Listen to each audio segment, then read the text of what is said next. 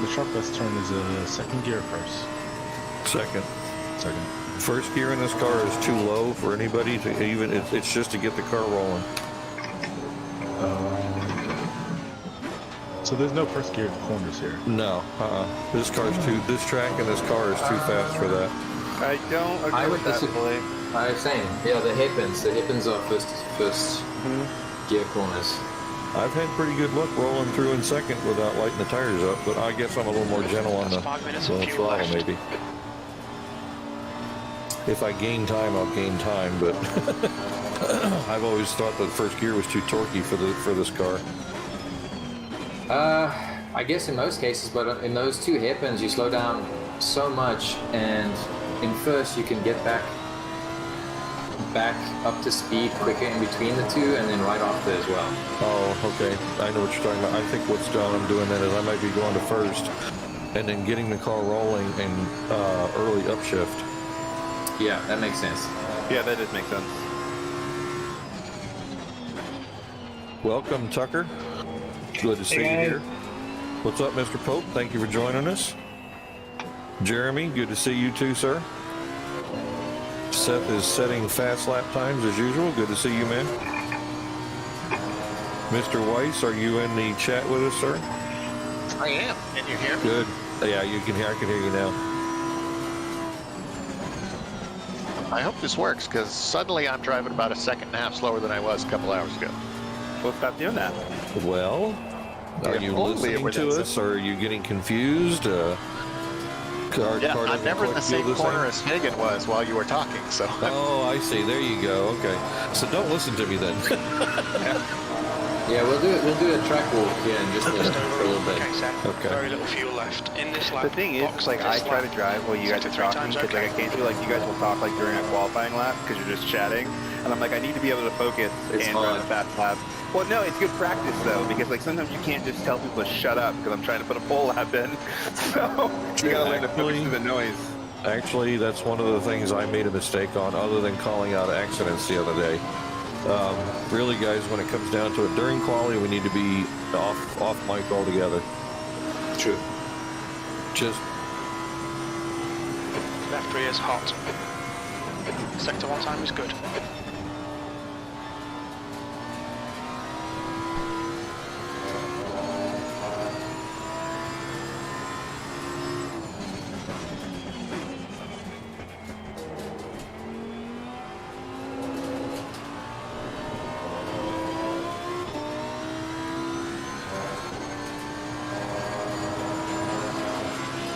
Yellow flag.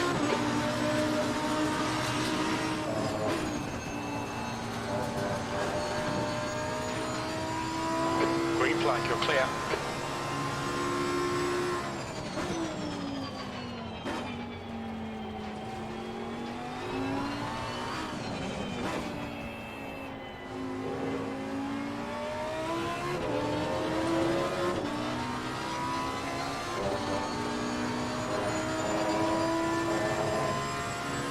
I just wanted to mute them until I finish this lap.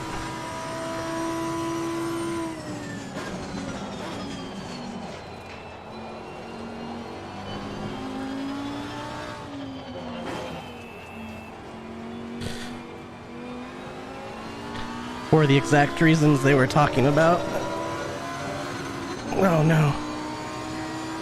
Well, I blew it there at the end. 2 litres left. trail for the most part. Yeah, and I can make a driving mistake and then be like, oh, that's why. And so then I won't make that mistake the next time. Rather than less than it.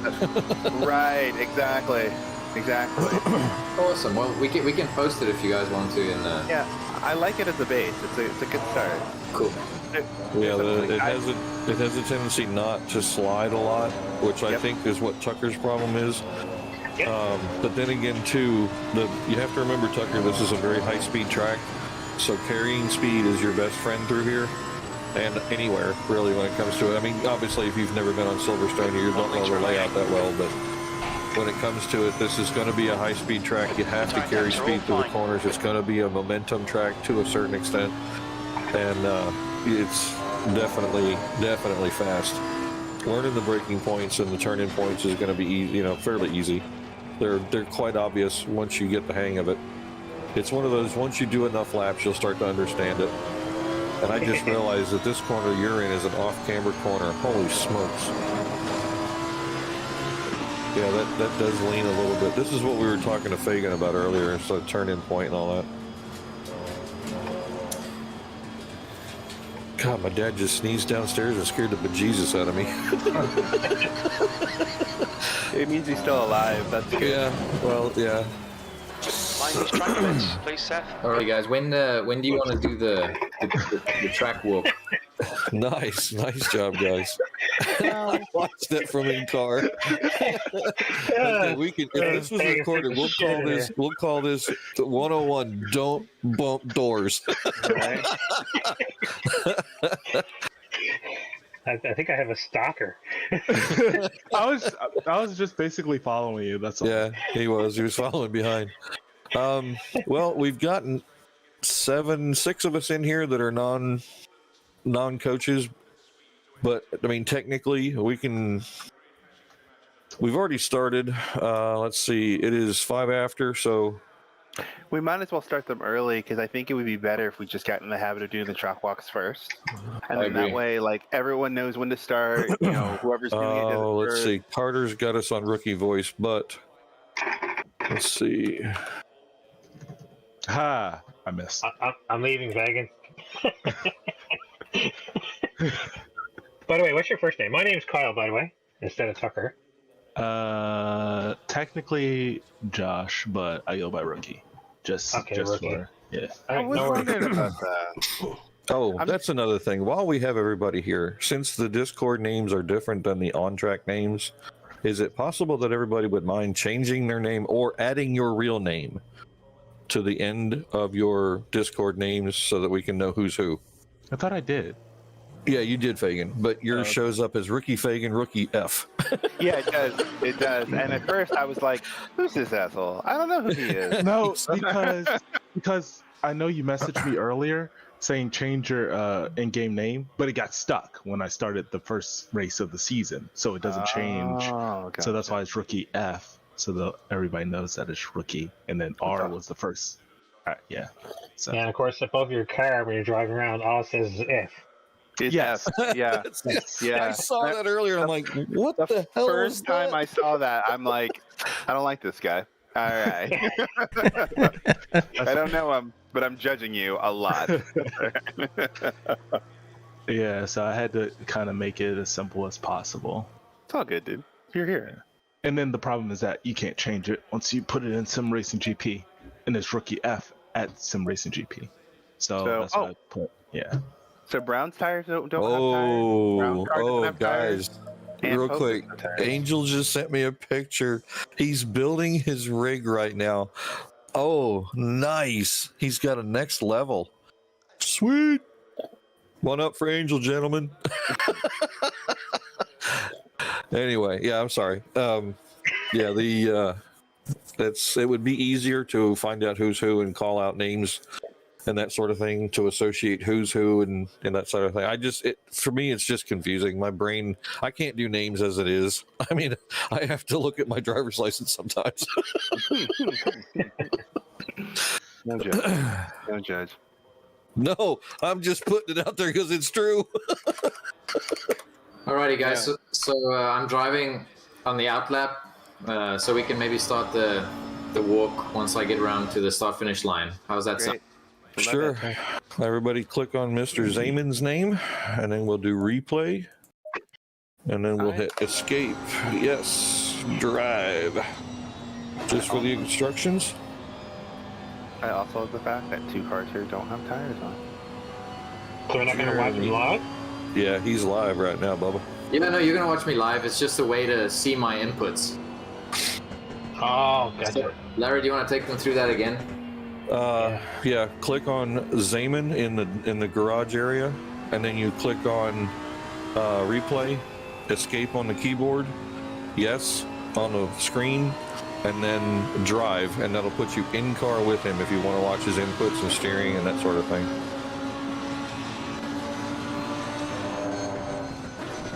Oh, Jesus, way too much information too fast, man. Everybody on board? No. Yep.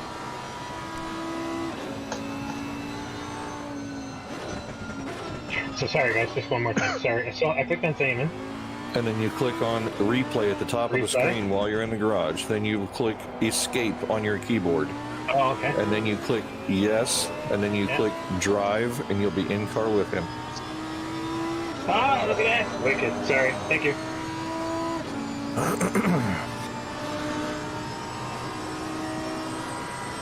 All right, now what we'll do is I will go corner by corner if you want to call him out or not. Let's see, he is coming through left field right now. And then this next straightaway bend is called Woodcote or Woodcock. And then the start finish is right in front of him.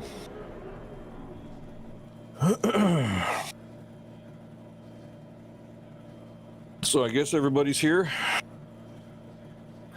Yeah. Marcus, if you want to go right ahead and... Okay, awesome. Well, welcome everybody. So, yeah, I'm going to do a track walk of Silverstone here, kind of coming towards the start-finish line. Just before we get started, just a quick recap of markers. What does it mean when I talk about markers? Okay, a brake marker or any kind of marker is just a point in the track to help indicate to you what you should be doing. Okay, it doesn't necessarily mean at that point do X, Y, Z. It just means that is my marker to tell me I should brake before, after, at that point. And it just helps you to kind of navigate the track. Kind of your best bet with markers is to have a few for each corner, because if you're side by side with somebody, maybe they're obscuring your normal brake marker, and that's how people very easily, when they're racing each other, will overshoot a corner. Okay, so we'll try and point out some multiples of them as we go. Okay, so coming out of the last corner here, you're going to want to take this very tightly. You can ride over this curb and then let your speed take you out wide.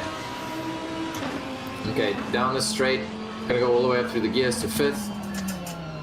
So two good markers here is the 50-meter board, but you got to be careful because people can wipe that out, and the end of the white wall. Okay, those are the two that I use. I brake before the 50-meter marker board, so I will usually brake about here somewhere.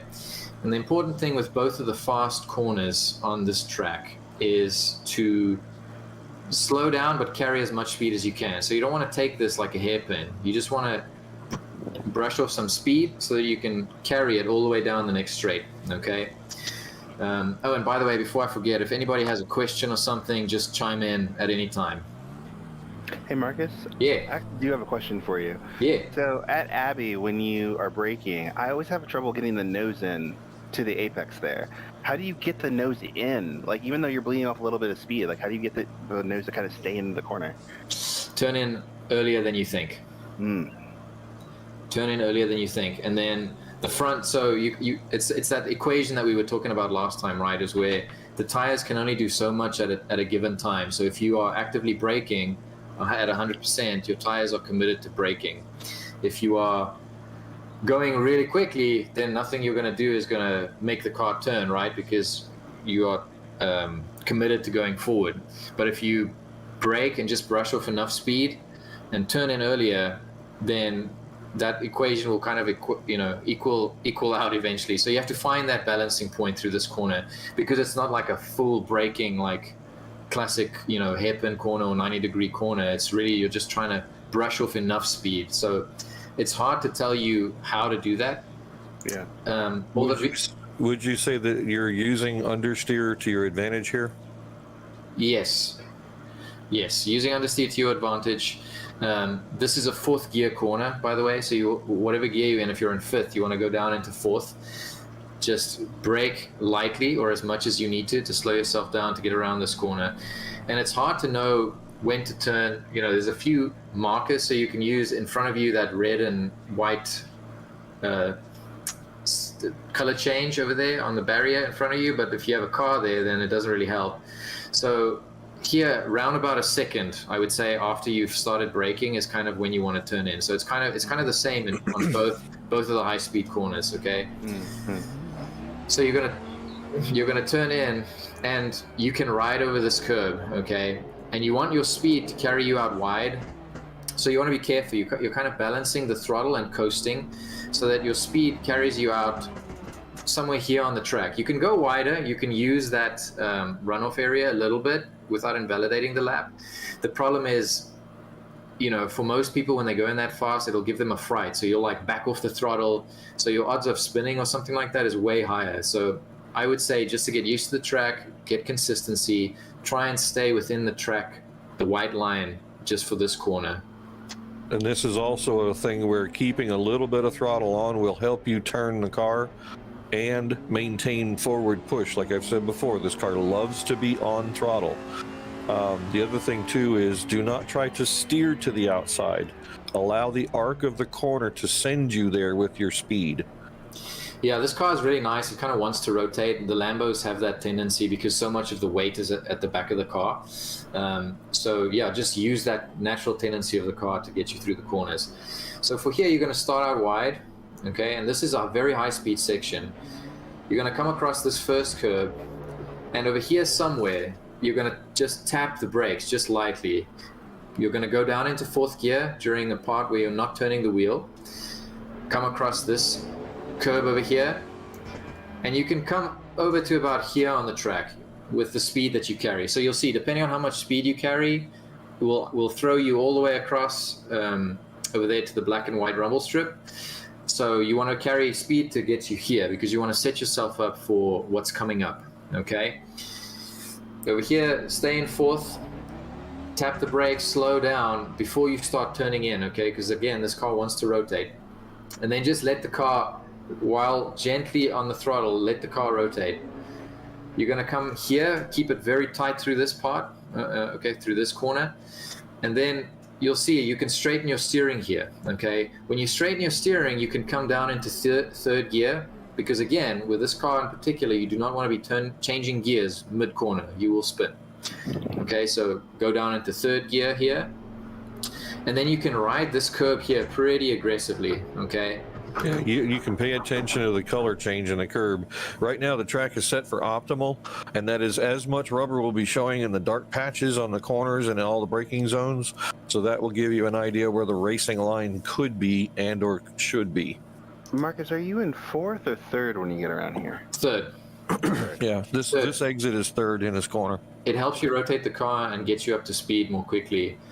So you're in 4th all the way until when I said just before, you know, when you straighten up, you go down into 3rd, and then through here you can get on the power way earlier as well when you're in 3rd, and the power actually goes down to the wheels instead of kind of like, you know, there's like delay because there's not enough momentum.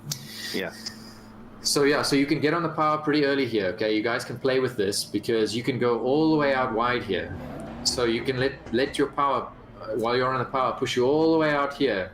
And then over here, as soon as you get to this curve, is really when you want the car to be at a rev range so you can go up to 4th, okay? So it should be like right on that rev limiter line at this point. So you'll be in 4th here, ride this curve, gonna let it take you out wide, and then over here somewhere you'll be able to go up into 5th, okay? Come all the way down the straight. 5th gear can be carried quite a ways down here, but you'll be in 6th right about here. Am I right, Marcus? Yeah, somewhere here. So I have a question. Sure, go ahead. Do I have to go to 6th gear, or can I just ride 5th gear? You can ride 5th if you want. You can ride 5th if you want. Your races are not long enough. So the problem with riding gears right at the rev limiter line is that if you have a long race, you F up the engine. So the car will die eventually. So if you did like a 24-hour race where you kept doing that, then maybe you would break the engine. But for a 30-minute race, you should be fine. Okay, so another question. Sure.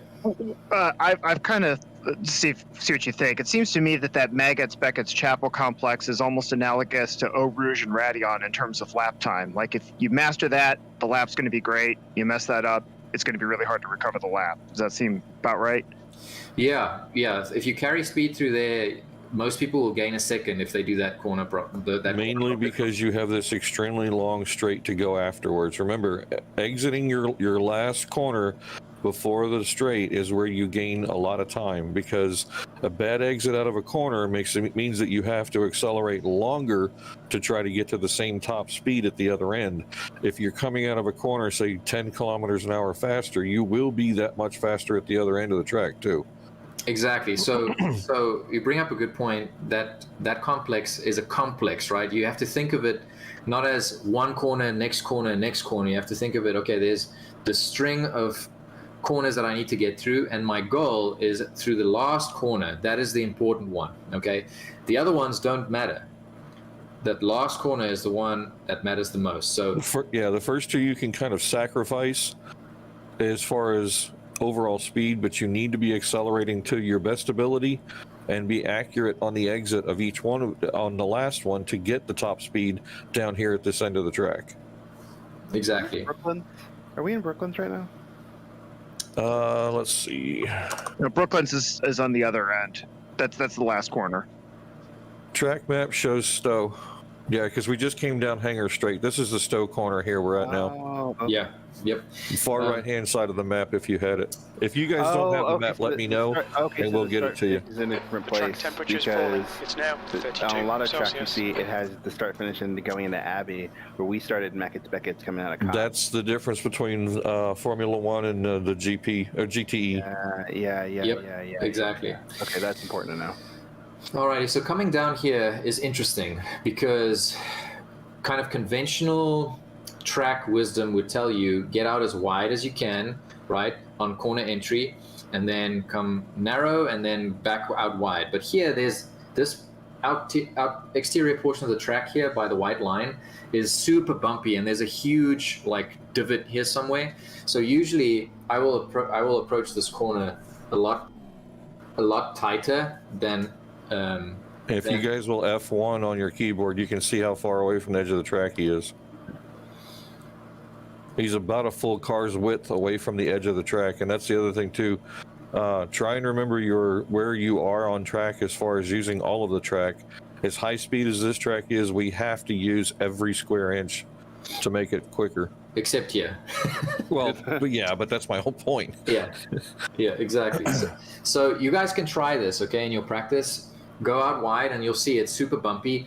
It unsettles most cars, okay? So I just got into the habit of I don't want to go over those bumps because I don't want to have to adapt every time, figure it out, or like mid-race accidentally go out wide and then it unsettles the car. So I just approach the corner this way every time, and it's the safest. Brake marker, here's the curb over there, okay? So the start of the curb.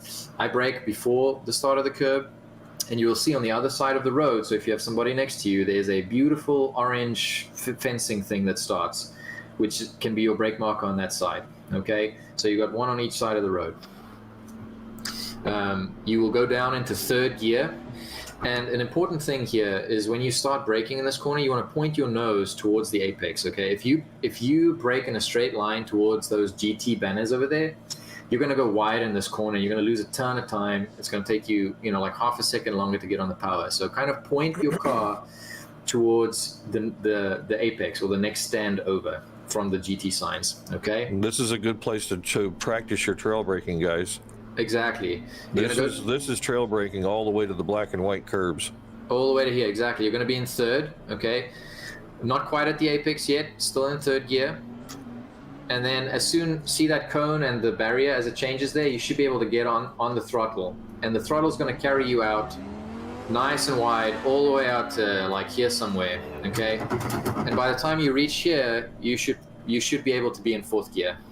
And by the way, that was not a defect in his steering wheel. That is how rough those curves are. If you could hear it. I just want to point out that please don't use the cones as brake markers, because 99% of the time they're never there past the second lap. Exactly. Oh, they're gone. They're gone. They don't count. They're gone. Yep. One of the places you could reference then behind that cone for picking up the throttle is there's the dark blue, the barrier. Not just that, but the stands in the background. Because about the time you get on the throttle, you can see the end of the stands right in front of you. That works as well. Alrighty, so down into this little tight section, my brake marker is the start of the curb here again, okay? And you'll notice on the other side you have the tarmac, Okay, so I don't know what your guys' view in your cockpits or cars are, but for me, cycle through and see what it looks like from all views right now, guys. Yeah, but for me, the pillar of the windscreen, once that gets to the tarmac on the opposite side of the road to what I'm on right now, or I get to the curb, depending on if I have a car next to me, right? That's my indicator for braking. The other thing is the orange and white part of the barrier on the right, when that disappears out of view, is about the same thing too. Exactly. That would be something on your right, but because you're looking left, you'd want to more pay attention to the what's actually the MotoGP portion of this track, where those 4 cones are. That's where the MotoGP bikes go through at this corner. Yep. Alrighty, and then you're going to brake down into this corner, all the way down into first. Okay, you can kind of drift across the road. You don't have to brake in a straight line and then make a 90-degree turn. Okay, so you can kind of drift across this road, get down into first, again sacrificing this first turn. Okay, so you want to be more towards this half of the road, middle track. Yeah, exactly, rather than wide, because otherwise you totally screw yourself through this next section, which for this car is tough. Okay, the car does not like this little next piece. So you're in first as you go right around that kink that we just went around. Okay, during this straight portion here, when you have your wheel straight, you can go up into second, because again, you don't want to get to the corner and then the car's going whoa, and you need to change gears, and then you change gears and it makes you spin. Okay, so change gears a little early here if you need to get into second. And then short shifting's not a bad idea here. Yeah, and that's before apex, obviously, too. Right, exactly, definitely. Then through this section, you have to be very careful with this car and balancing the throttle. Okay, the car really wants to spin through here. No matter what I've tried to do this to the setup, if you get on power too aggressively and while turning, the car will want to rotate on you. Okay, so you can drift out pretty wide here, all the way to this curbing. This turn is actually off camber slightly. It is. Because the green portion of the grass to the right versus the black and white to the left here, it's actually higher on the right. So this corner is going against you at all times. It's telling, you know, this is one of those, like you said, you got to be dainty on the throttle to get it to go through here. Exactly. Club is one of those ones where high traction control is and isn't your friend, because the Lambos only have a TC1, so it cuts a lot and a significant amount. And so if you jump on the throttle really hard, it does a really big ignition cut, and then the car gets unstable because it's just cutting all the time. And then it gets worse and worse and worse, and that's why you get that weird, like, spin, right? Because there's no way to manage it electronically because these cars don't have that level of sophistication. So, exactly. On that. Yep, and then, so kind of the same thing, right? We just changed into second during that little straight portion while our steering wheel was straight. Same thing here, okay? You're going to go from second to third during this short period in time where your steering wheel is straight, because otherwise the same thing's going to happen again, where as soon as you start turning, the car's going to want to go to the next gear, and if you do that, you're going to drift through the next corner. Okay, all right, so you're going to be in third through here. When you approach this corner, avoid the sausage. Do not hit the sausage. Okay. Yeah, this is airborne area, guys. Oh, you know that song, "I Believe I Can Fly"? That's what that corner is. That's literally what it is. I've seen cars fly into other cars when you thought you were clear through the corner, and someone comes to the corner and smashes the car in front of you. Exactly, and you'll see it with AI too. If you try and pass an AI around this corner, around the outside, they're gonna mount that curb and then mount you. That's a non-consensual curb. Exactly. Exactly. So you're going to get as close as you can here. Okay, you can ride the black and white if you want to, and honestly, that's your best line through here because you'll be able to maintain the most speed. Again, this whole track is just about maintaining speed and momentum. Okay, so get as close as you can to here, and you'll see your speed will carry you out all the way wide. Okay. You want to be careful here on a qualifying lap, because if you get all of your wheels outside this white line, you're going to get a nice little red marker over your time. Not to mention the car bottoms out here very hard depending on how low the car is. Exactly, it can. So that curb is very, very tall in the green and white section there. Yeah, so you want black and white at max. Okay, the black and white is your friend. The green here is dangerous. All right, and then just take it down the straight, full speed. And then we have another fast corner coming up here, and this is another interesting one where you also just want to tap the brake just to brush off some speed.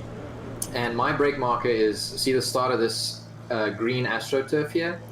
That is my brake marker. So I will brake a little before 2 on it, just depending on how much fuel the car has. Just tap it and then count like a 1 count, just a nice long 1 count, and that's my turn-in point, okay? So again, markers can be anything, right? Markers can also be counts. So in this case, because there could be a car next to you, I don't know, I haven't found like a reliable turn-in point, so I just count to about 1, and then I turn in. And you can be out on this curve, okay? You can be out nice and wide on the black and white. Yeah, Fagan was doing this earlier as far as trying to open the corner, which remember guys, the farthest portion of the track on the left for this right-hander, it opens the angle. It's not as tight. You don't have to turn as hard. You can carry more speed. Remember that.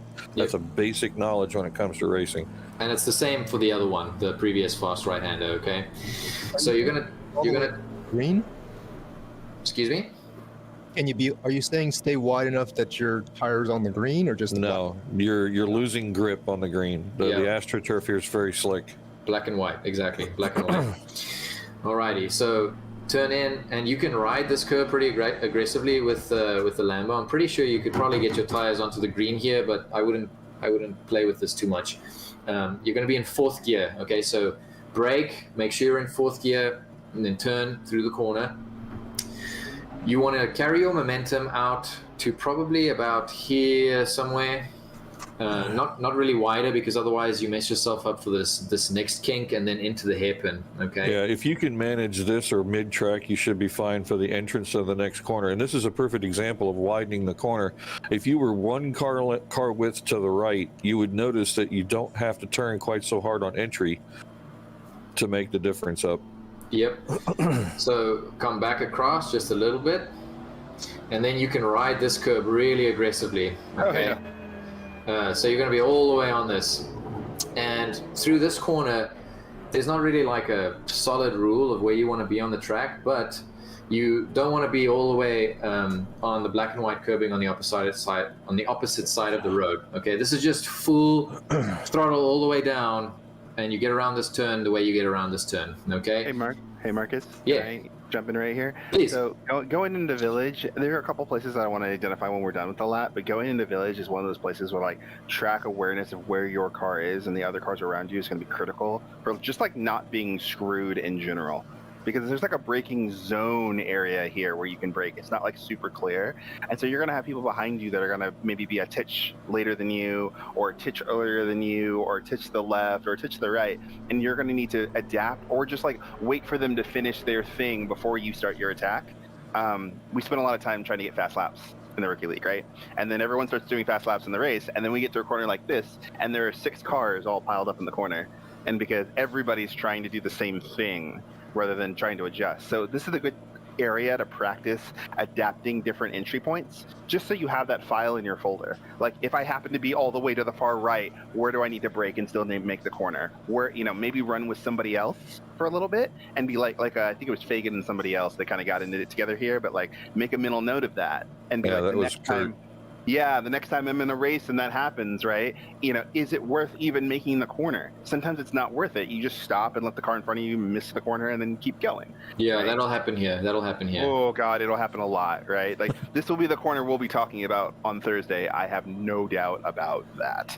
Right? Yeah, exactly. All right, so in terms of braking points and where you want to be in an ideal situation, and just kind of, let's backtrack just for 1 second. So, put it, ideal. Yeah, right. Lines through this corner is interesting. This car does a really great job of pivoting, okay? So, it doesn't really matter as long as you're not like all the way against the white line on the inside of the turn, like where I am right now.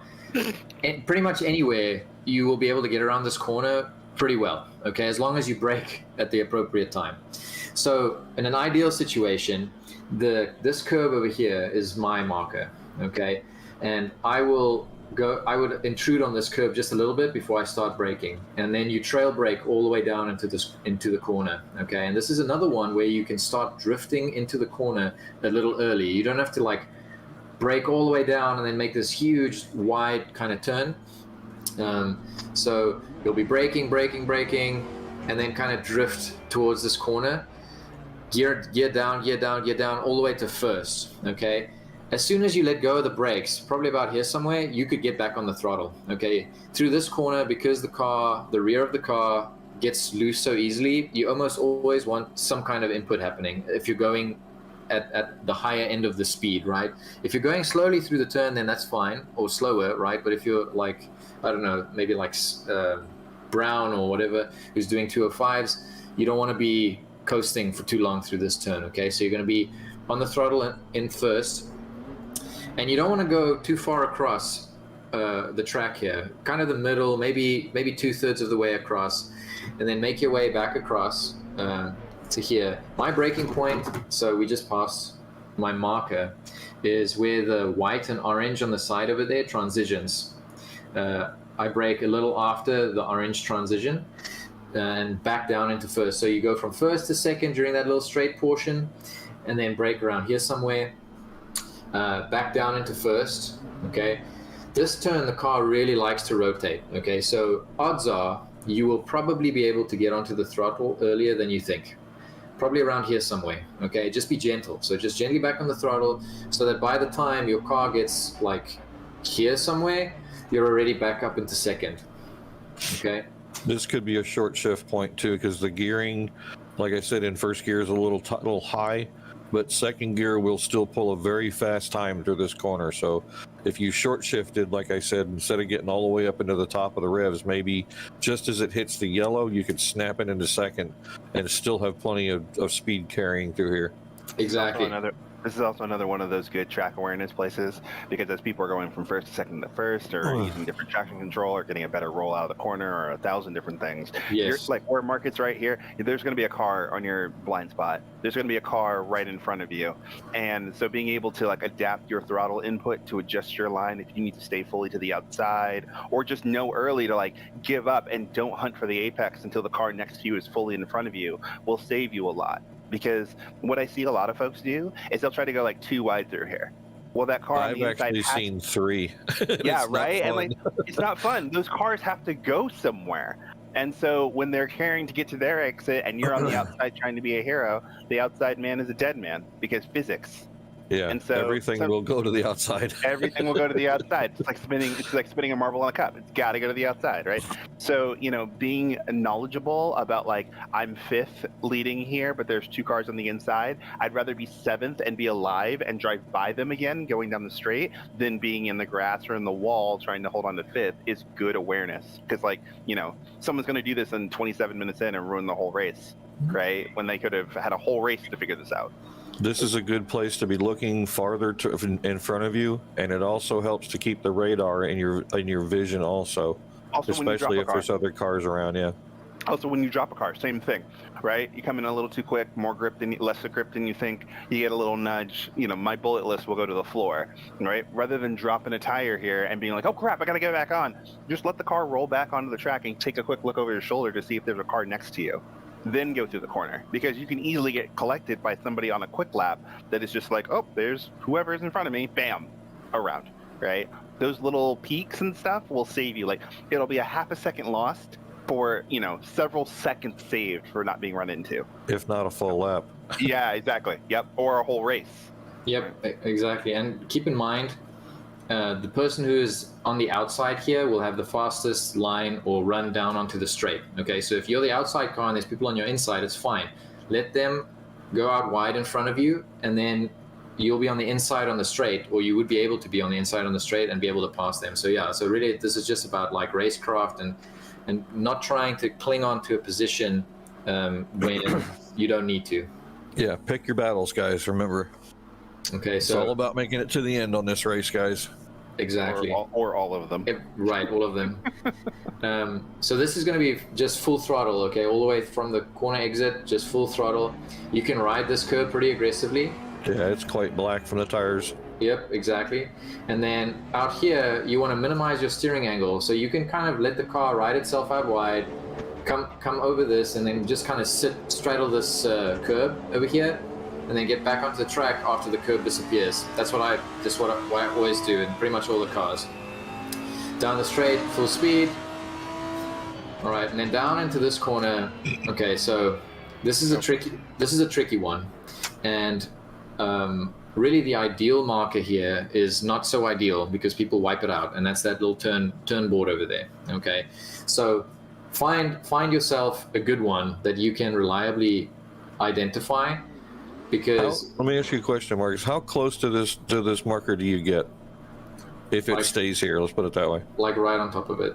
So I use that orange, the orange over there, the end of the orange as my marker. I kind of know how far from the orange I need to be to start braking. So as it disappears behind the board, it would be your braking marker. Okay. Yep. So now, just for instance, let's look around and see if there is anything that's obvious. Well, especially looking to the left, because you're looking. That's not what I wanted. Yeah. Well, so the building is there. The orange is there. I just know how far I need to be from those things. Again, they're markers, right? It doesn't have to be the point that I'm passing or like right. But like I said, I was just going to see if there's one that we could help look for. There's a really easy one, marker, right?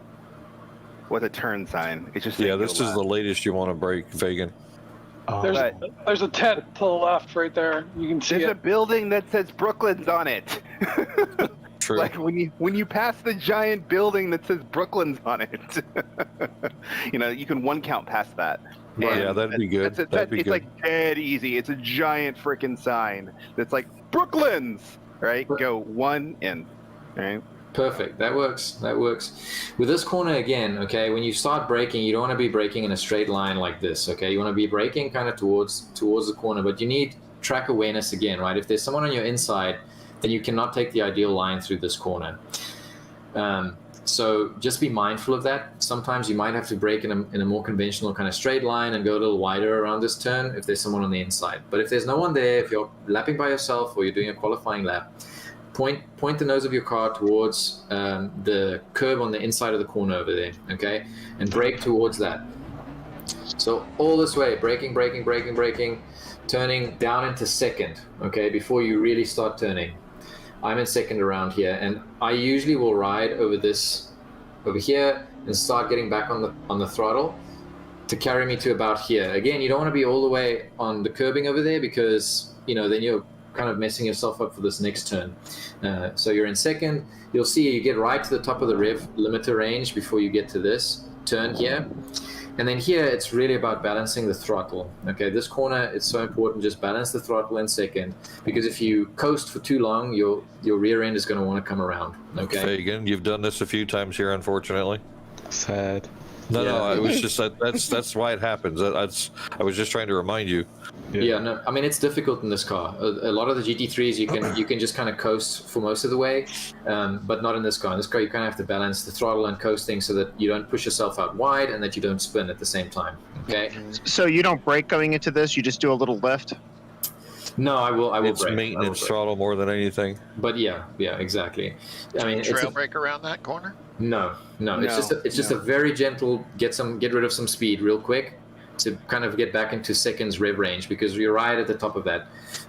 So you can kind of think about it that way, I guess. You just want to get the nose in, right? Like all you're really trying to do is just get the nose in so I can get the car turned. You're not stopping. Exactly. Yeah.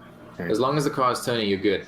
And there's a second line through this turn. Okay, so two schools of thought with hairpins, right? You can take it like a V, so you kind of go pseudo deep, right? But you go kind of a little bit deep on purpose earlier in the corner, so that you can get on the throttle, in theory earlier, or you kind of just gently coast, slowly make your way around this turn in second. That's probably safer. Okay, if you're going to do the deep braking thing, when you get to that apex point, this car likes to rotate a lot. So again, you run into that problem. So just kind of nice and gently going through this corner and balancing the throttle in second is going to be your best bet. Okay, out here, as soon as this corner kind of like tightens on you, you can get on the throttle. Okay, and again, you're in second.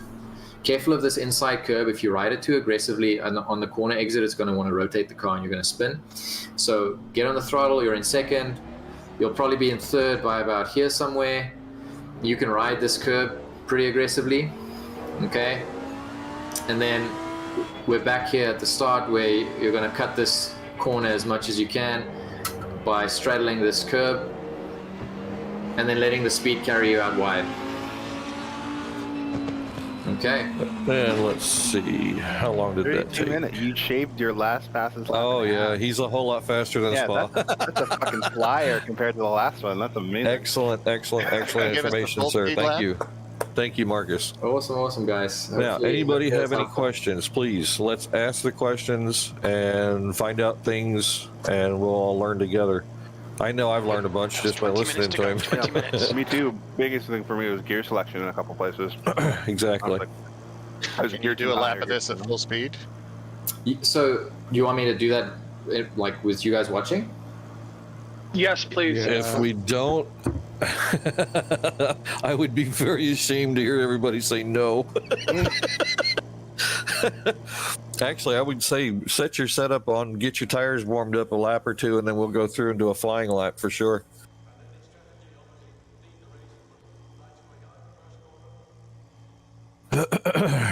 Is anybody else out on track, just so we know? Nope. I thought I had seen a car go around, but I wasn't sure. Nope. No, that was a dog. And a No, there's nobody else out on track. This is the Maggots Beckett's complex. This is a very high speed section. This is a lot of fun through here. Yeah, if we find time later in the weekend, we might do a mock race so you get used to the start through here. Yeah, this is really tough. Yeah, this is like 2, 3, and 4. Yeah. Yeah. And then once you guys finish this lap, we'll go ahead and reset the practice sessions. We'll have a couple hours without an interruption. Thank you, sir. We could have all backed out and gone for 2, but that's fine. That'll help.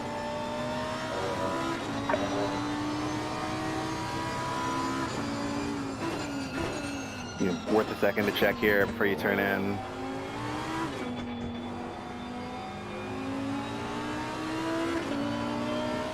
Worth a second to check there before you get turned around.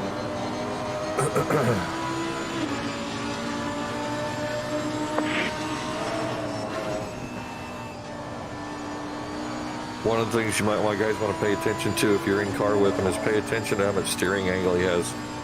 Worth a second to check here before someone goes up the inside of you because they feel like it. Sometimes here. Now remember, he's on cold tires, so he doesn't have quite the grip as before. But this is a perfect example of all the track.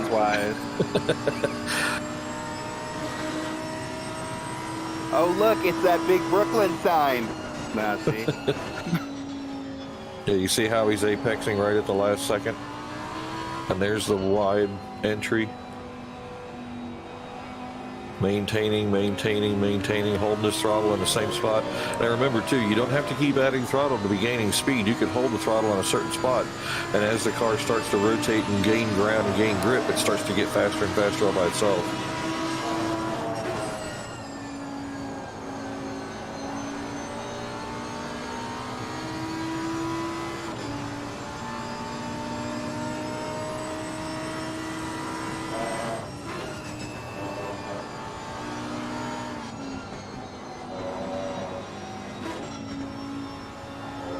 Shifting in the straightaway.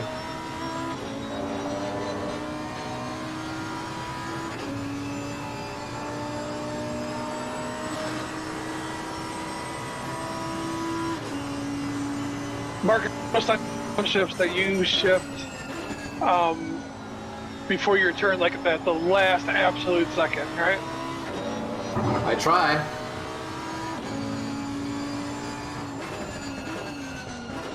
But he's also got a good separation of brake input and downshift and throttle input and downshift. There's the oversteer. Yeah. A lot of folks, when they try to do that, they're like on the brakes and turning and downshifting at the same time. And then you get a really confused car. Yeah, the car's confused. It's that dumb partner we were talking about, right? It's like, are you sure? It wants to do it. It wants to love you, but you're just slapping the crap out of it. So it just spins you into the weeds.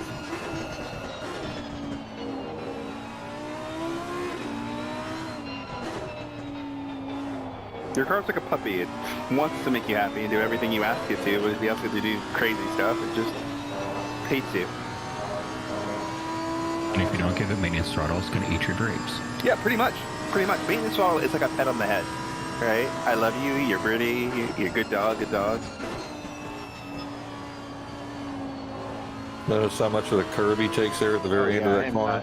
I am not grabbing nearly as much curve through there. That is gross. A lot of curb here, a lot of curb on the next one. Basically, you're just making the track smaller by using all the curb. 207, not bad. That's 15 minutes. And it can be faster, gentlemen. 207.64. Yeah, this is an at-speed run. Some of that is nerves. I pretty consistently in the 206s, but with everybody watching me, it feels weird. Marcus got nervous because no way. No way. God. It's always super funny too, because you'll be like, I don't want to do this. I'm like, just do it. Just put it here. Here's the file. Put it here. I don't care. Put it here. I don't want people to know. Then I'll let people know. It's over here. All right. See, we're done. See, you didn't even have to talk. All right, let me go. All right, guys. Let's see. Renaud, Chamberlain, Tanamura. Did you guys get all of that as far as the overall run? Yeah. Oh yeah, yeah. Okay. The thing I noticed is well, you guys came in a little late. I wasn't sure if you'd seen the beginning of it. We are recording this. Am I correct, Marcus? It should be. Okay, and we will have this posted soon so that you guys can see it later and study it if you want to. I did, when you mentioned the hairpin thing, I did a screenshot and I drew about a round corner on one and a V on the other to show kind of the difference. So I'm going to post that in the rookie chat real quick. Very nice. I will say, Marcus, you have this. I did. Hands, like, man, like going through Brooklands and going through left field, like, oof. Thank you. Oh, track maps, nice. I added the track map you sent, Larry. Okay, to that'll work. channel. That'll I work. hope that's Good. okay. Oh no, it's totally fine. I also asked Ed if he would make a track maps channel in the coaching area later today, so that we'll take all the track maps after we kind of figure out which ones are the right ones, and we'll throw them all in a list, and it'll be easier for people to find. Because I'm tired of freaking wikiing tracks. Like, Oh no, there's a track match channel in the 604 Sim Coaching. does it have all the tracks? Yeah, he just put it here. I just added the one that Larry sent me. Oh, good. Just to keep everybody on the same thing. Yeah, right. What did I pick it as? I forgot the name of the damn it. There are a couple of tweaks I'm going to make to this. But All right. Did you guys say there was a setup that we could tinker with? Yes. Yes. I can post that for you guys. Just give me a sec. Perfect. Thank you very much. And Everything's clear. Everything's out. and by the way, I'm stopping the recording, so everybody feel free to practice. We're not going to record you guys, okay? To get some heat into these brakes. Thank you, Jesus. We'll just make Remember, make sure your tires are up to temp. And like I said, we do have a setup that might be downloadable here shortly. Yep. And I'll be back in a few, and I'll post that in just a sec, okay? Thank you, sir. Thanks, Marcus. Thank you. No problem.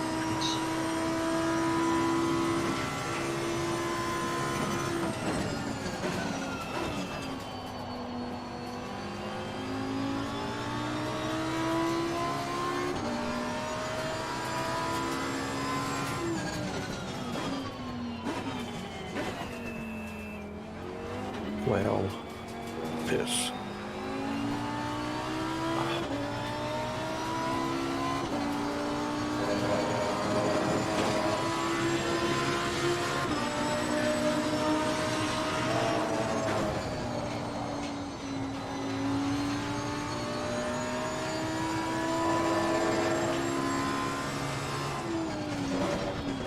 Are you kidding me?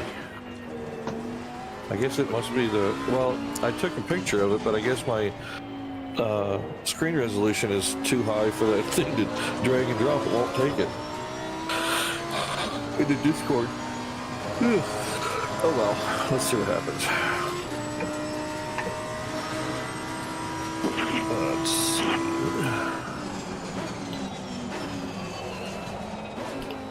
Arrow. Oh wow, he is close to the ground. Holy smokes. Oh, I just happened to look at the numbers when I wrote this. Let's see. 1, 2, 3.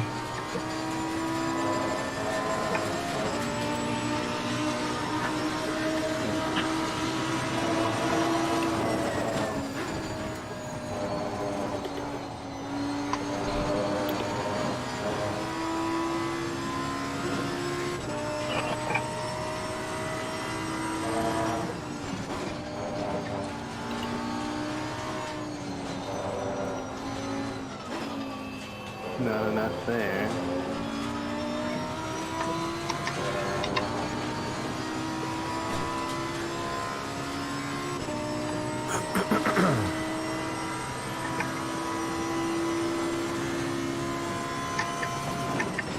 Wow, he went stiff in the very front brake. Oh, wow, wow, wow, wow, wow. Okay, so now the bump stop range is at 45, which is not bad. Okay. Somebody's been working on this well. Maybe. I know, actually, I have to tell you, man, this thing, it holds the track real well. Now, Marcus did say that he did a few adjustments, but for me, it drives very well right off the bat. Even if he didn't have any of his adjustments in there, I noticed that it drove really well.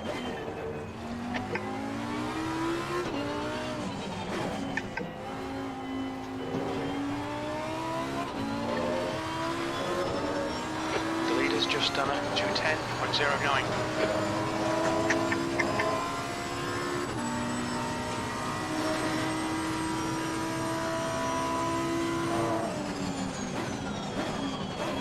I don't need to actually make that apex, that would just be silly.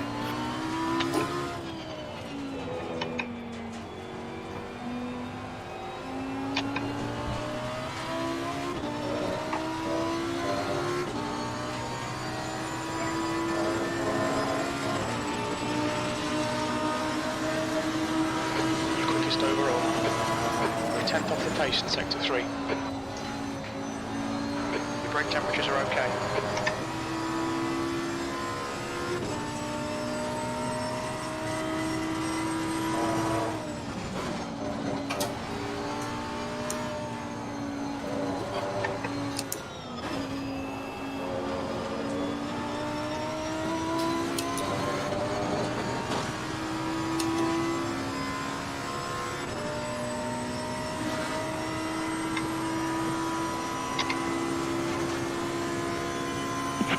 Sector 1 is quick.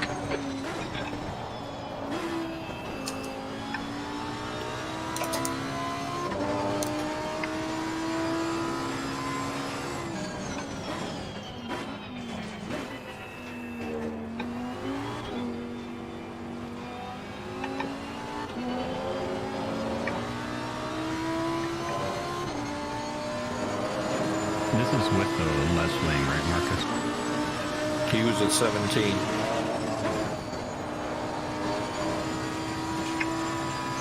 And 14's not enough. I can't keep the thing tagged no track. It's funny because like with such a high-speed track, you actually need a lot of wing to keep the car in the. Yeah, unfortunately. Well, because you're doing a lot of lateral movement, right? It's not like Monza. Right. Relatively Yeah. over straight. Left rear tire looks a little hot. Exactly. Mr. Brown with a 7. Nice.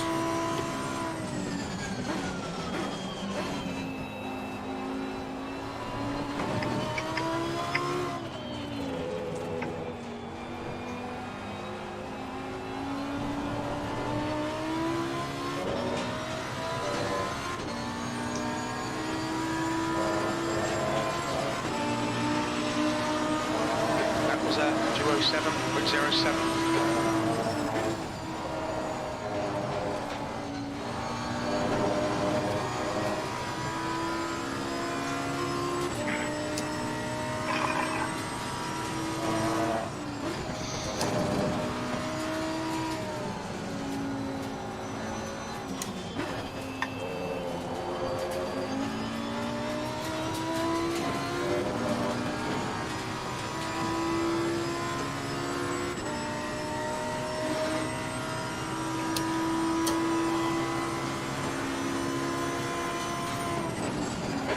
tyre temperatures are okay.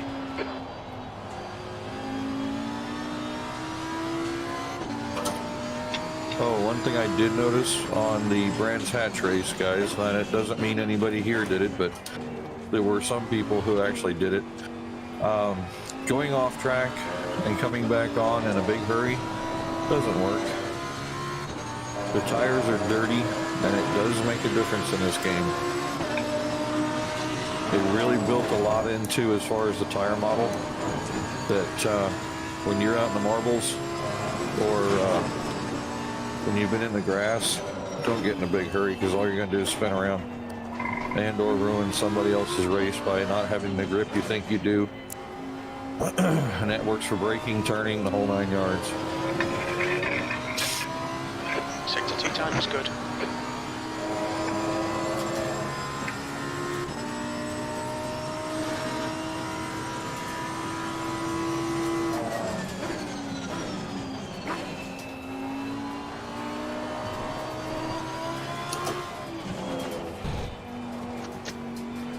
More curb here, Weiss. Early on.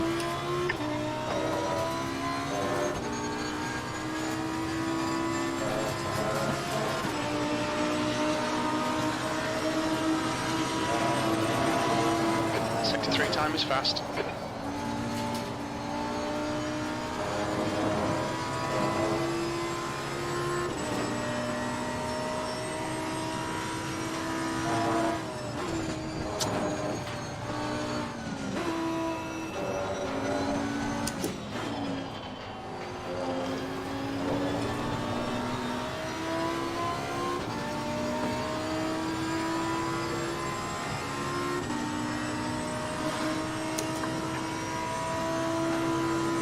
Sector 2 is yellow. Yellow flag, stay sharp.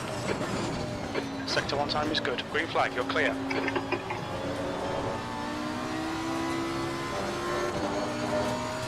Yellow flag.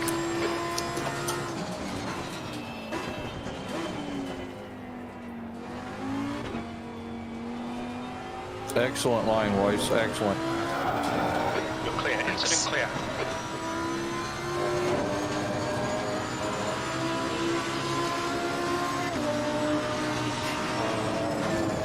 Don't be shy on the throttle in the middle there.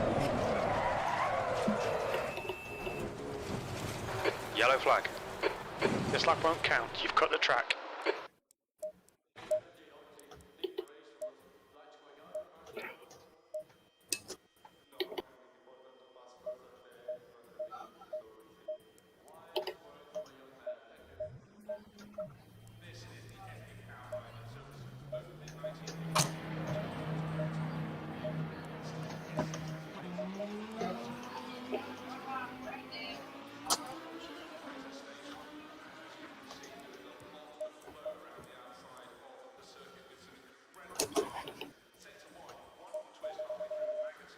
Hello, who were joined?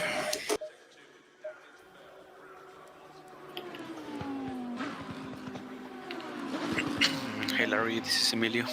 Hey Emilio, how you doing, man? Fine, thank you.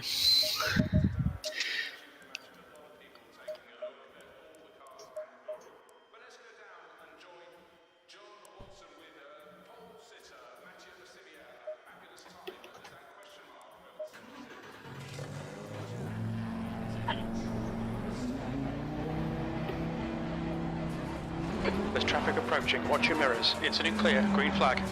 Blue flag. Your brakes are cold. Be careful. Car left. Clear left. Oh wow, there is that big bounce there. Oh my god. I think Mr. Weiss just found the huge bump that Yes, Marcus I did. was. Isn't it R. Kelly that did I believe I can fly? I think that's R. Kelly. No. This was the one that he said was to stay slightly inside. Okay. Going into, after coming out of the long middle straight. He hit the brakes and it was like, no, he ain't stopping. Brakes only work if the wheels are touching the ground. Yeah, exactly. Well, he wasn't touching the ground until he hit that bump in the road. Nice line, Weiss.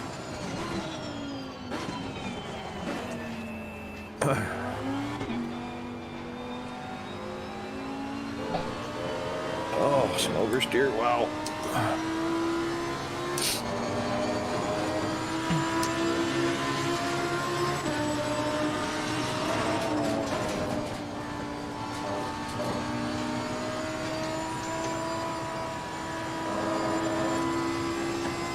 Fagan, did following me through that last section help? Yeah. Good. A little earlier on the brake slice. About a half a car length. Because that technically looked like I could have gotten inside you, and somebody may have taken it if they weren't really paying attention.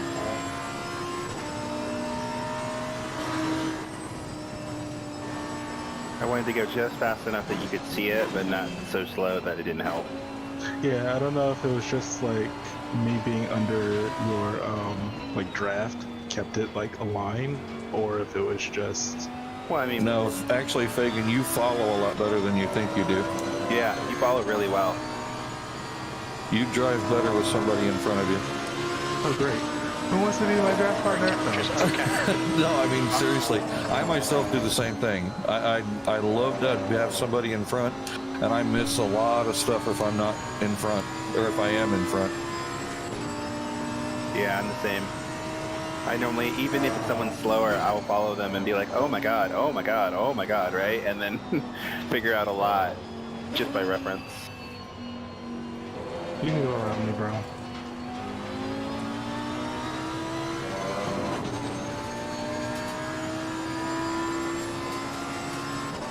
Oh, wow.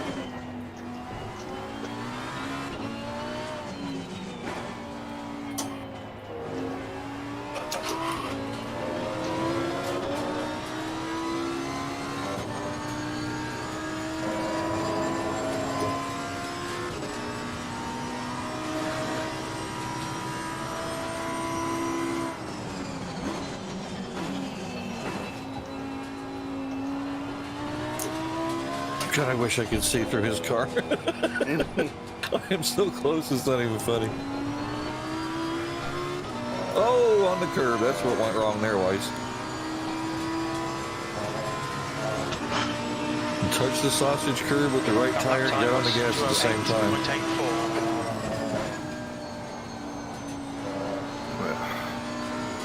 That was definitely a set of good lines, though, man. You're getting it down quick. Yeah, I'm not improving my time at all. That's not the point. The consistency of braking markers and being able to carry speed is what you're going to end up learning here. Step 1 is lines and brake markers. Step 2 is pushing them. As long as you're confident with the track and you know how to be able to negotiate it without going off and sliding, that's when the speed starts to show up because you can push it. Quickest overall. And it just happens naturally.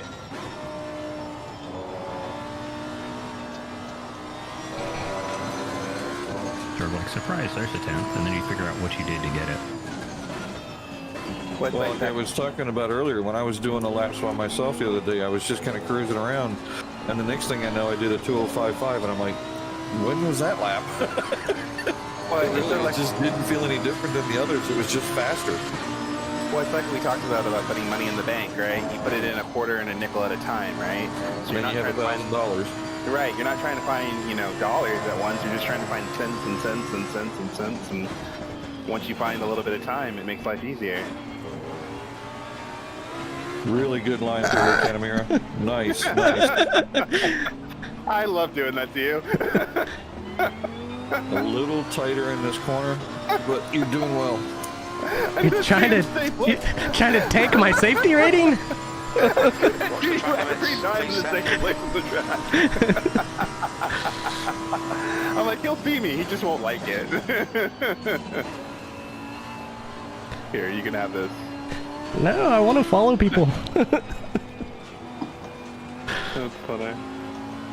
Every time we get there, I'm like, we're gonna do a little village thing to the loop, and he's gonna hate me, and it's gonna be funny.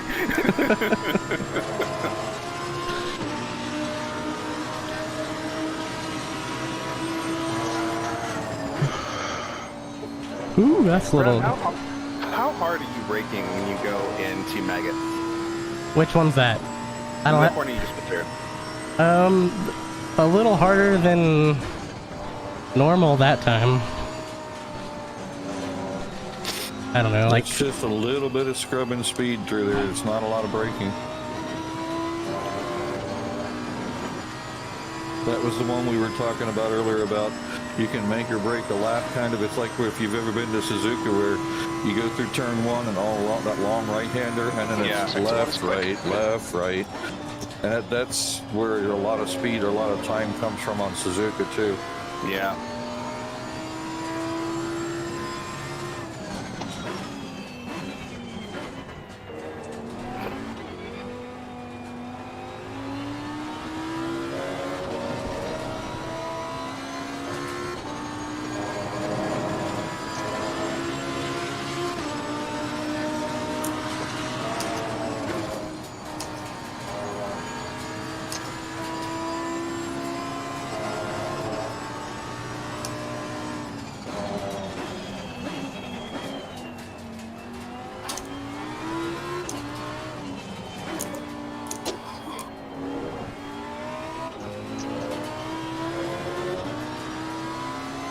Left rear is hot, sector 2 is 2.5 seconds off the pace.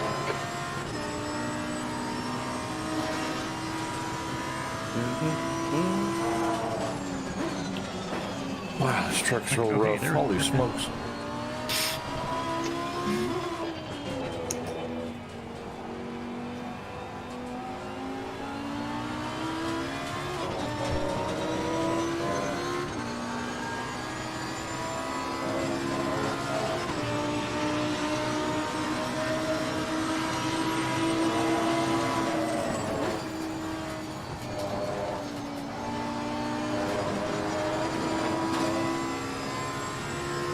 Track limits, this lap will be deleted.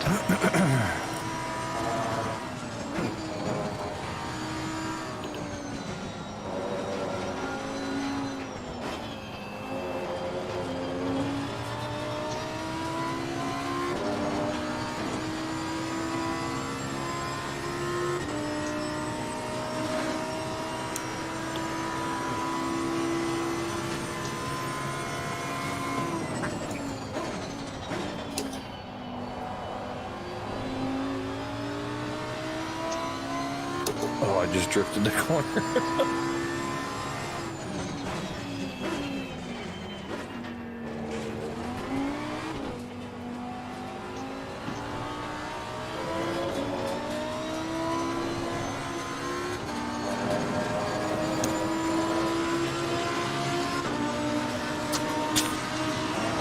Bless you. Yellow flag, stay sharp. Yeah, I think Marcus has got the tire pressures down on this one. Oh yeah, JP's run really well here. Larry, I didn't see that. That was you actually following me. I was wondering, who's following me? And then I realized, okay, that's you. Then I saw you. Then I turned on the thing so I could see everybody. And I go, oh, there's Larry. And I go, oh, missed the turn. Yeah, your lines are pretty good, man. Yeah, I'm having a real hard time on...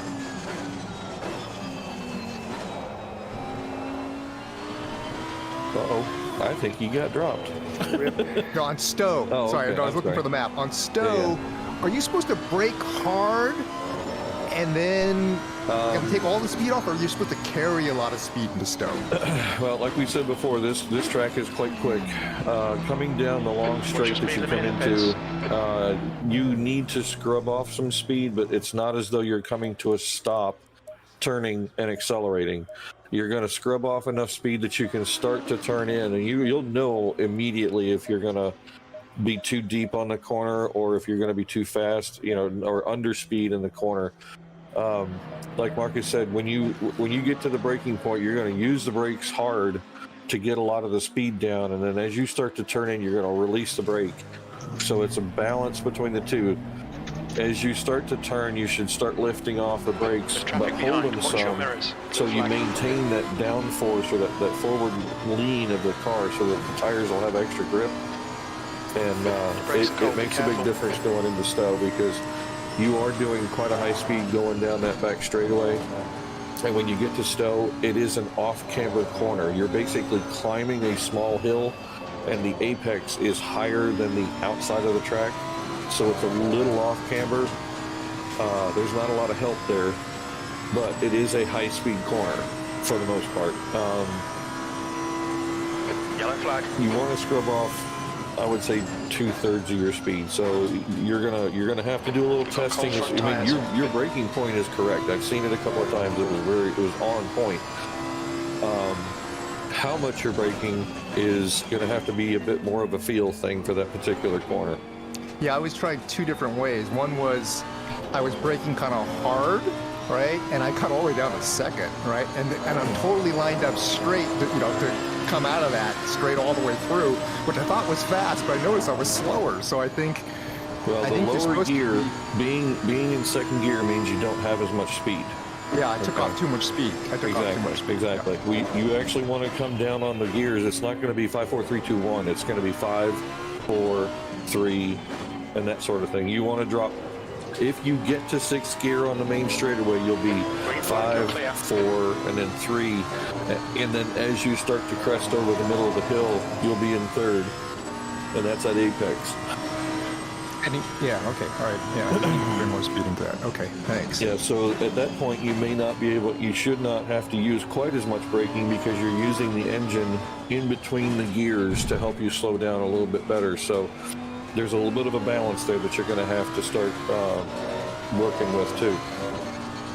Thanks. No problem, man. Let's see who we got here.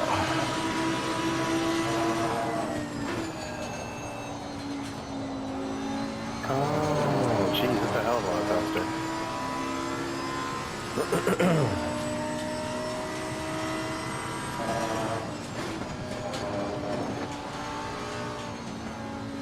Let's see. Green flag, sector 2. Okay, perfect example, Kyle. You're coming into the section he was talking about. Yeah, and then I bumped by, did the exact same thing and wiped them quite horribly. That's a good line through there. That's exactly the way he ran it. Yeah, don't worry about so much wiping out either. Like, part of learning how to do this right, practice part. Getting it wrong, right? Yeah. Oh, don't worry about that. You know what I mean?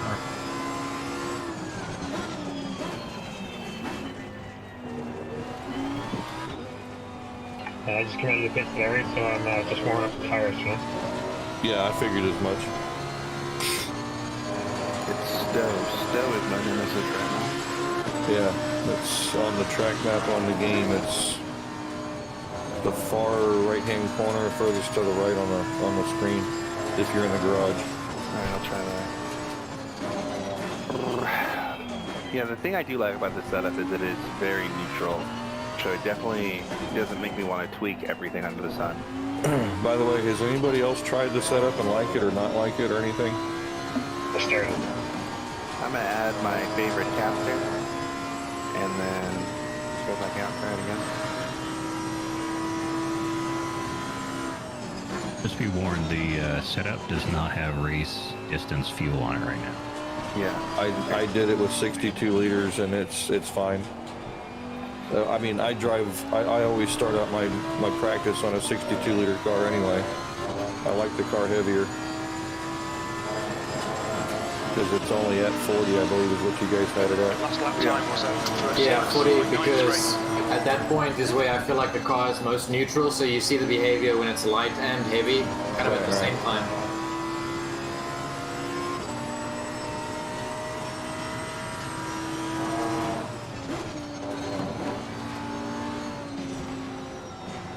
Remember, Kyle, in between the corners is where you want to shift in the little short straightaways. You're just a little late on them.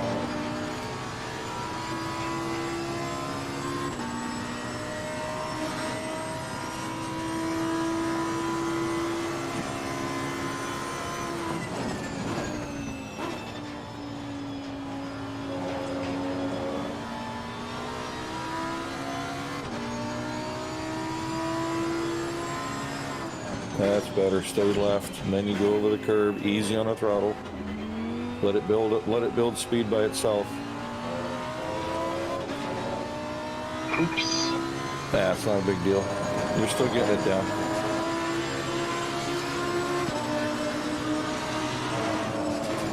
That's it. Middle of the track, turn in, carry all the speed you can. Brake now. A little wider could help here maybe. But this middle of the track is really good.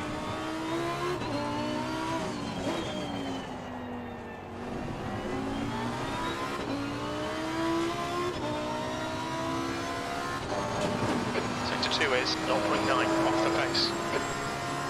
Your tyre temperatures are fine.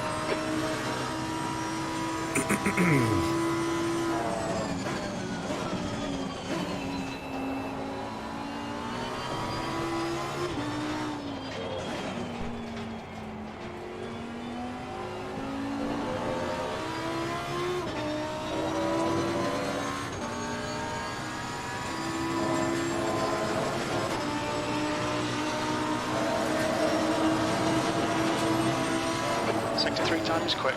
Brake temperatures look good. The track temperature is decreasing. It's now 28 Celsius.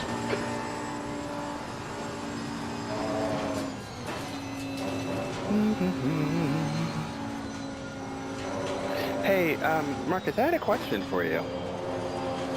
Okay. Does your file convention have a particular meaning? Digital Pope feed me. Cool. Let's not read anything else into that. Not at all. Sector 1 Not is at all. 1.3 As we seconds see him off sitting the on his pace. sim in a Pope costume. Like. With the big pointy white hat. Yeah, exactly. You can't be the Pope without the pointy white hat. Unfortunately, you just look like a racist dude sitting there in a white coat. That'd be so funny. Without the hat. That'd be so funny.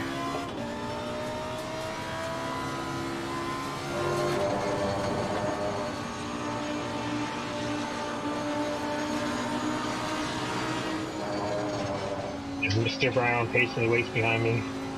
Yeah, I'm just watching. Oops, I did not mean to do that.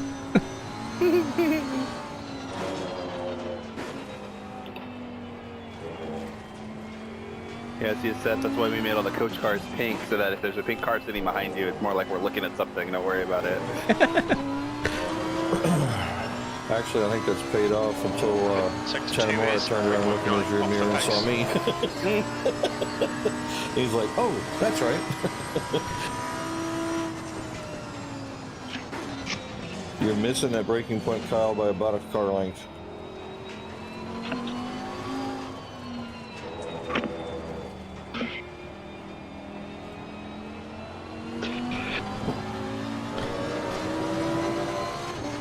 That's a whole lot better line. Nice taking the curb there.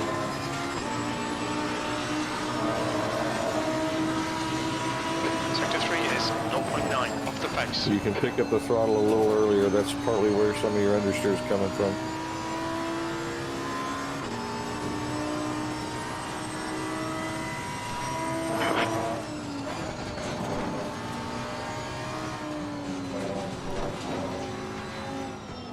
There is a bit of a touch in between the two corners there, Kyle, next time through.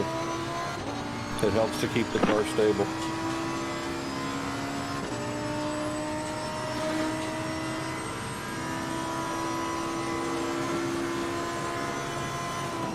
Oh, wow. That was deep. Go ahead. Go ahead. Where did you go, Seth? Come on. Oh, okay, fine. I just knocked off one of my clips too. Just 1 second. It was 709. That was Tucker. I Oh, was just okay. talking to him. Okay. Oh, Master Chief is behind me. Okay.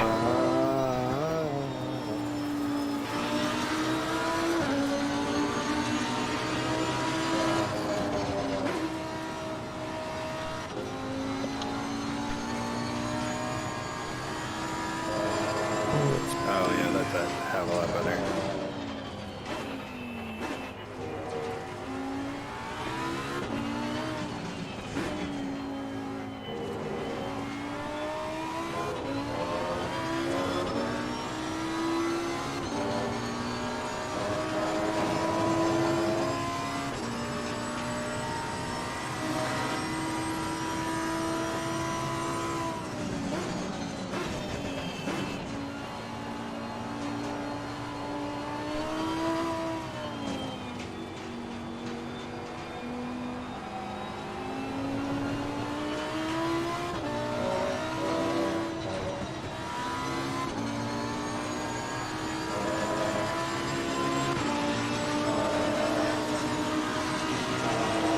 Sector 3 is 0.6 off the pace.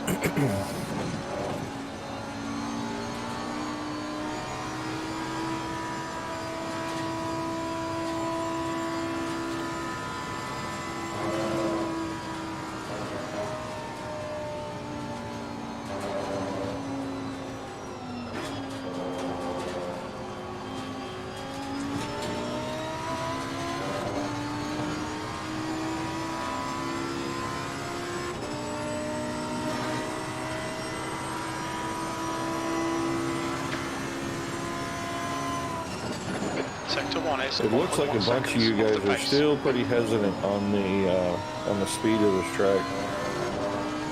Not that there's anything wrong with it, and you guys are still learning it just like I am, but in some of these places you guys can carry a lot more speed through these corners. Just kind of trust it, test it, see if you guys can get a little, not too deeper on the braking. That's not what you want. You want them to have a little bit better controlled braking to be able to carry the speed through the corner rather than relying on late braking. That's not what you want to do here. Oh, Larry. Sorry. Were you on a hot lap? Yeah, I was trying something, listening, and I was like, can't hear that. Damn it, it's not your fault. I was like, ah. Sorry. I was 8 tenths up on something I think I fixed, and I'm like, oh man. Sector 2 is 0.8 off the pace.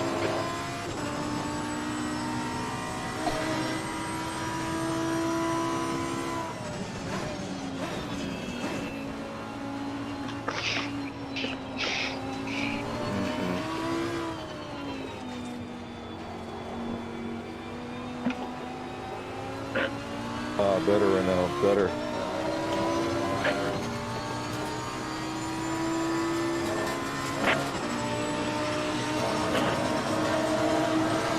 Wow, that was quick on the Sector phone. 3 is 0.7 off the pace. Hold it down, hold it down. 2095.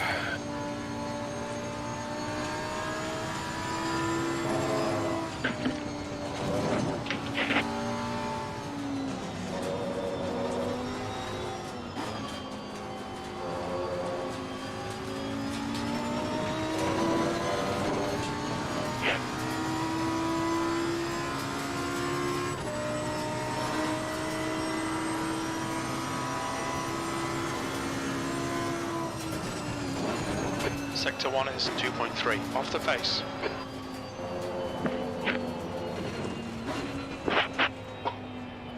One of the other things you guys will notice is as the track ages, the temperature keeps going down, so you have to watch your temp. Ooh, we are at 27. Nice. Yeah, you can see it in tire pressure by a lot.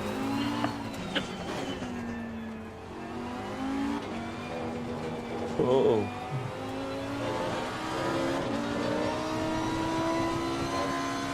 Renault, you're getting on the gas just a bit too fast through there. Just let the car gain its own speed a little bit. That would be an experimentation point for you to hold the throttle at a certain point and let the car gain speed.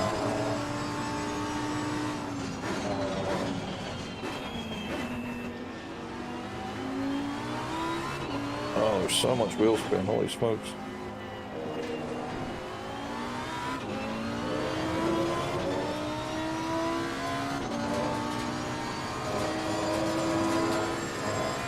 Okay, Seth, you've used half your fuel. Yellow flag. Green flag.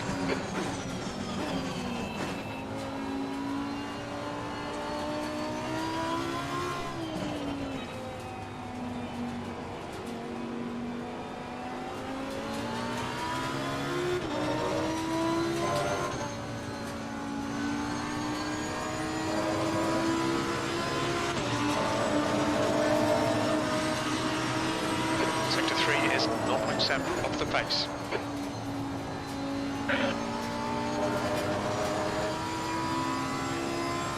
I think it's because I reset the timer, but they didn't reset the track condition.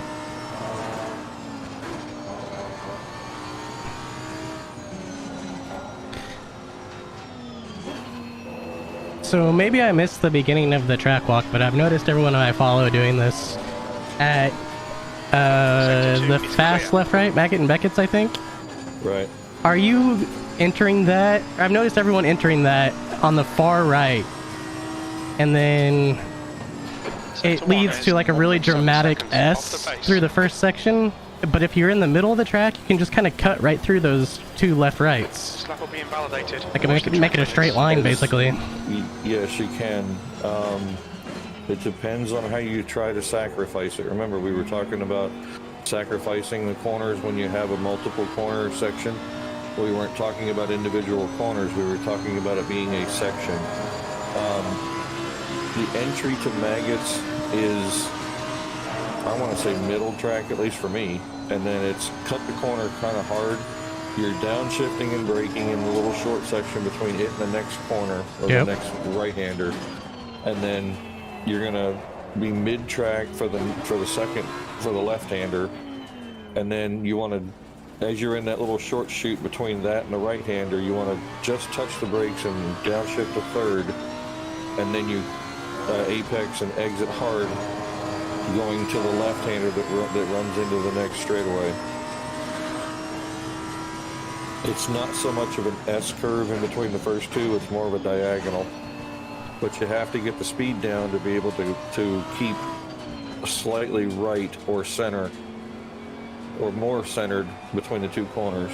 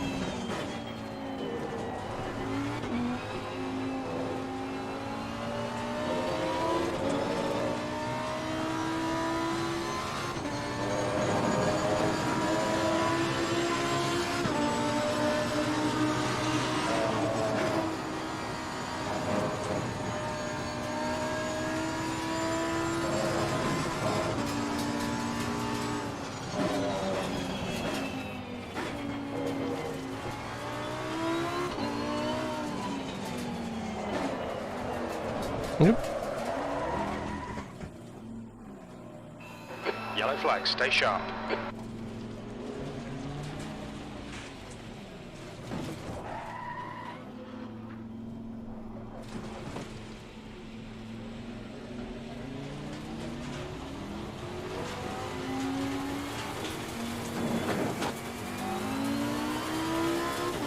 Green flag, all clear. Green flag, sector 3.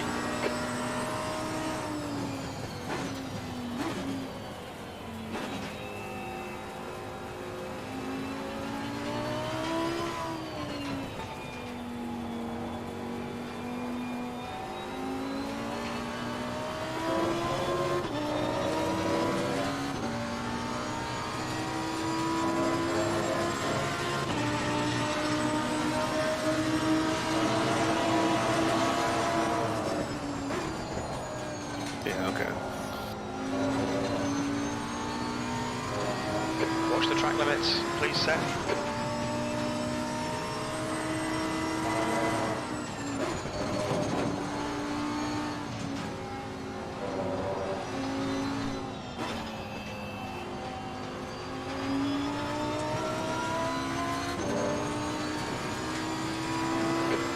Of fuel remaining.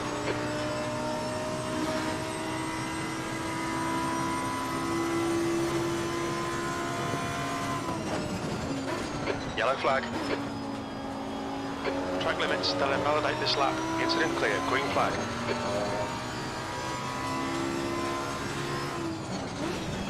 Incident in Sector 3. Sector 3 is yellow. Sector 3 is clear.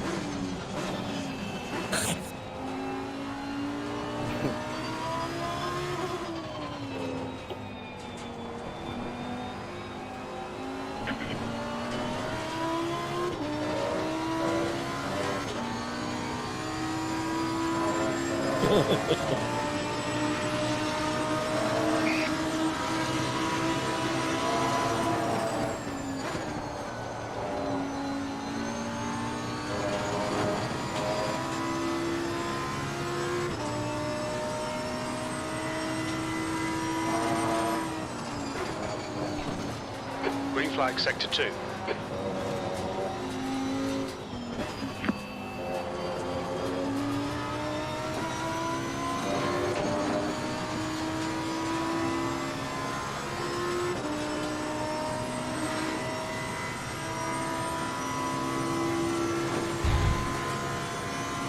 You're a tenth off the pace in Sector 1.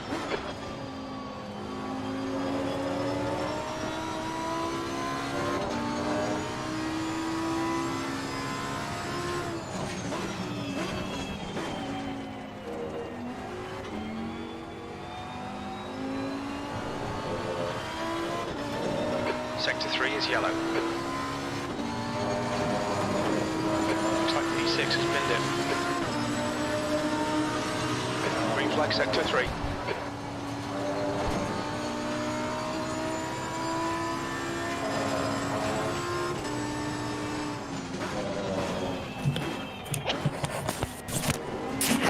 What's the matter?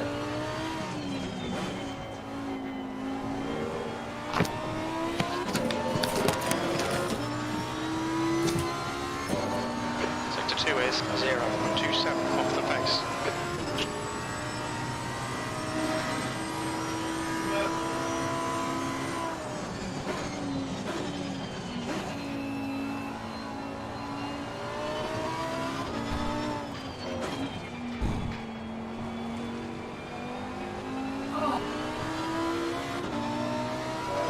Everything okay?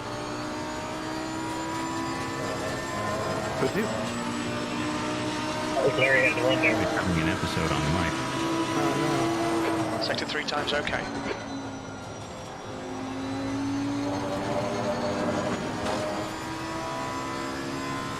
Alright, Seth, we estimate you've got 5 minutes of fuel remaining.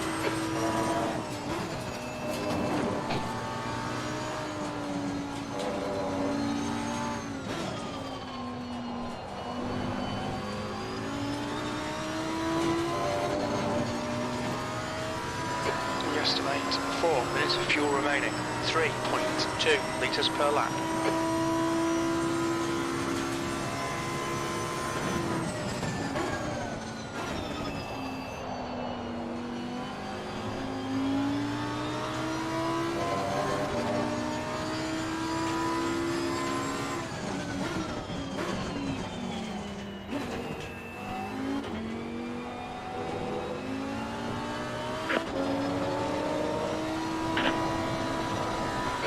flag, stay sharp.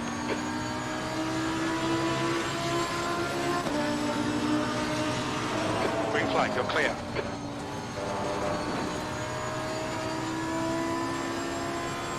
Yellow flag. Green flag.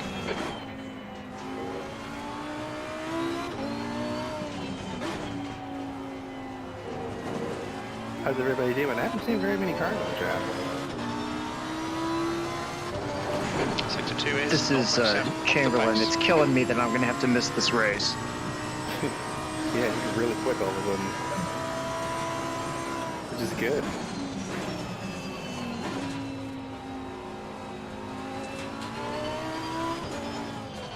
What setup are you using?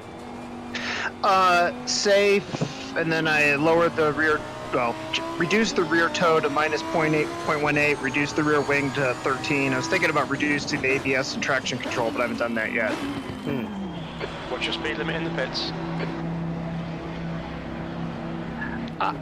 In the McLaren 720, when I was hot lapping with the driver 61 stuff, I probably did, I don't know, 350 laps or so on this track, so I know it pretty well. Yeah, that's cool. I've got 17.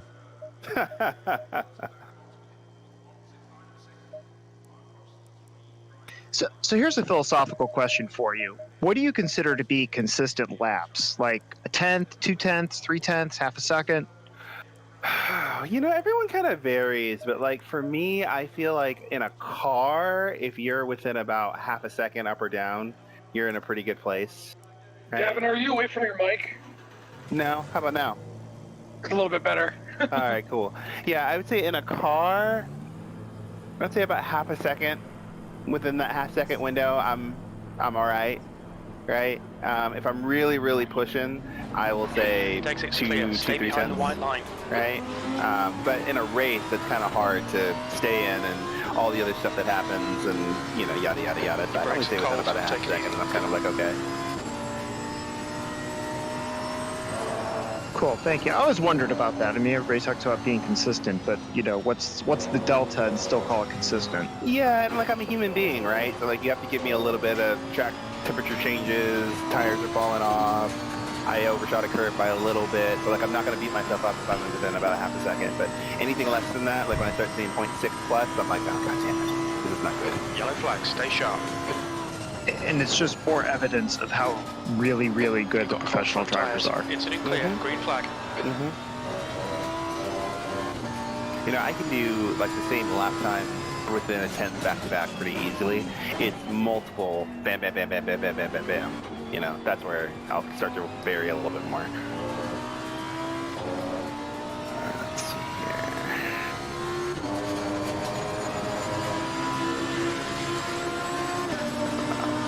here. Do you think we're going to do a practice race on Monday?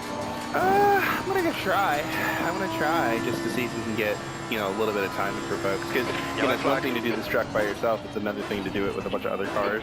So I'd love for folks to get a little bit more time in.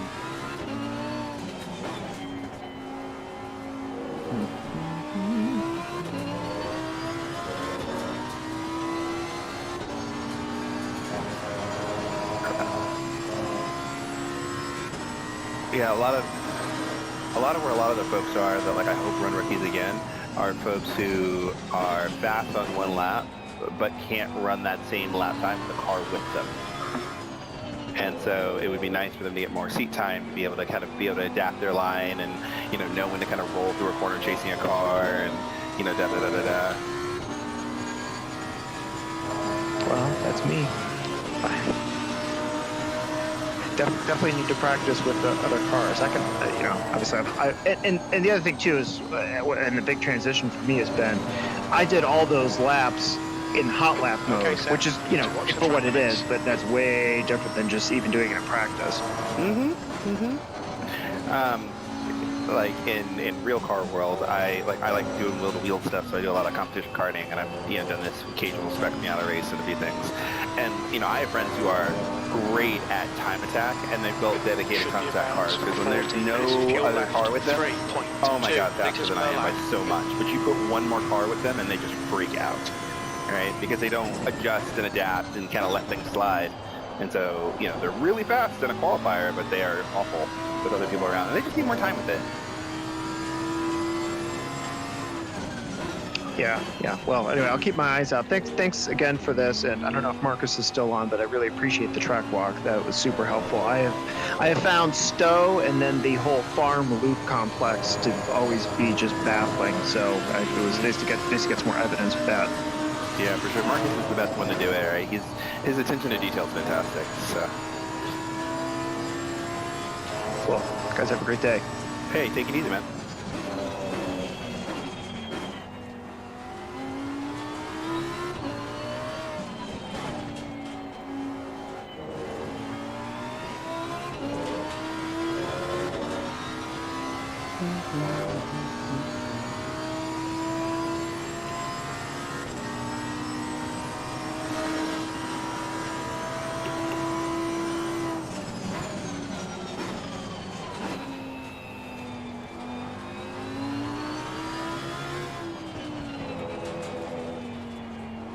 How's everyone else doing?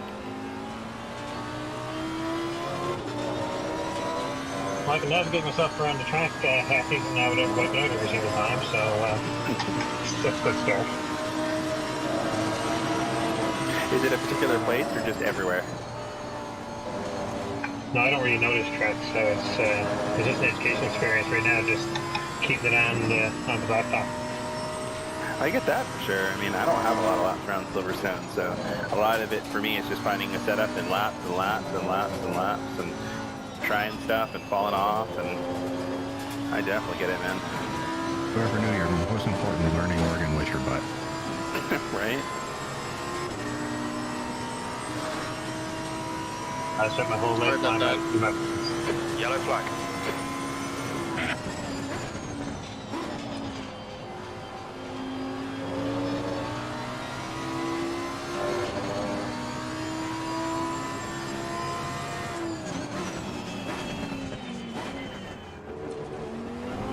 Right side, clear right.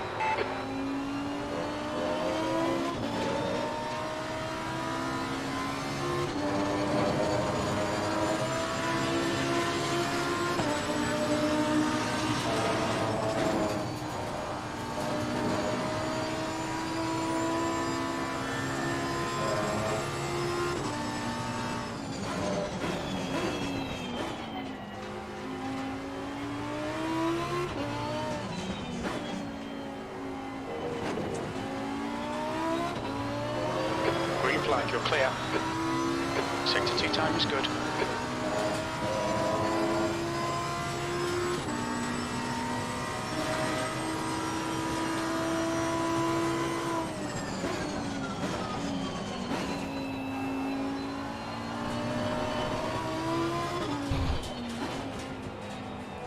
Hey, I just want to say thanks to everyone. This was really super helpful. Thanks a lot. Good. Good deal, man.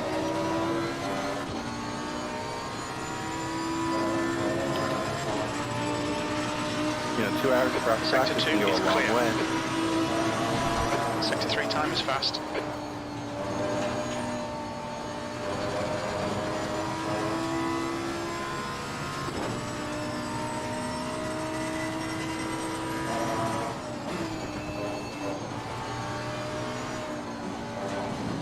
This is a really stupid, trivial question, but I just noticed when I'm driving on House of Practice, I'm in a black car, number 70. But when I'm driving in our races, I'm in a white car, number 13. And when I just exited, it still says my team is still a white car, number 13. Sector 1 time is good. In the multiplayer selection, if you click the Super Trofeo option, it'll then show you the default car for that, and you just set that there.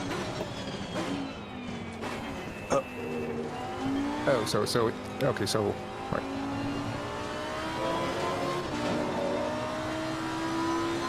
And that is my first 26, or 206. Ooh, messed up. There may or may not have been on one lap of fuel left, but hey, it counts. Hey, it counts, man. Exactly.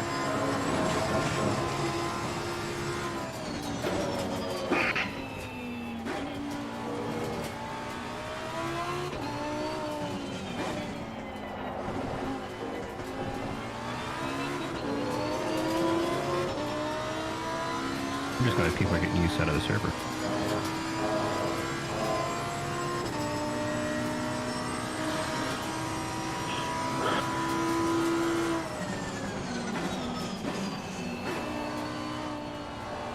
The track temperature is falling. It's now 26 Celsius.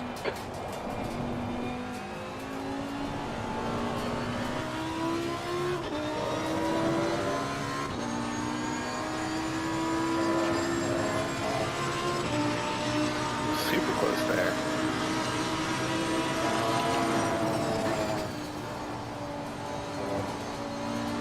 Yeah, so the people wanting to sort of learn race pace, racing versus AI at a skill that is right underneath what you're capable of, so you're able to sort of overtake and force them through corners, really helps you to sort of work around sort of what the fastest line is versus what you can do in traffic. Yep.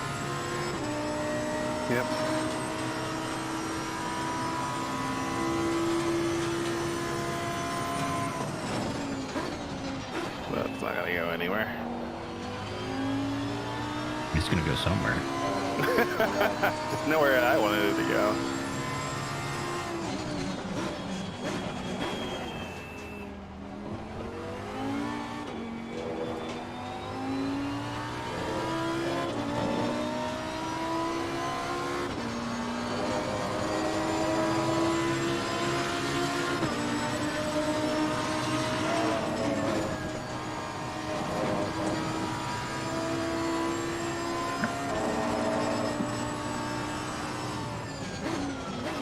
Night times.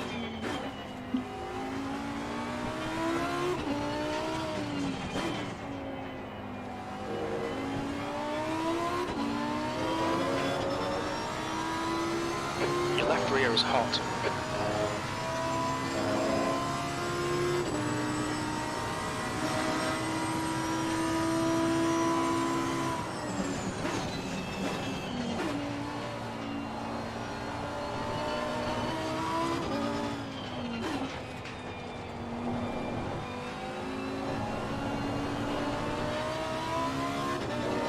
This is some of what I was talking about for the changing conditions, Davin, to have the temperature go late afternoon races, because then the temp drop.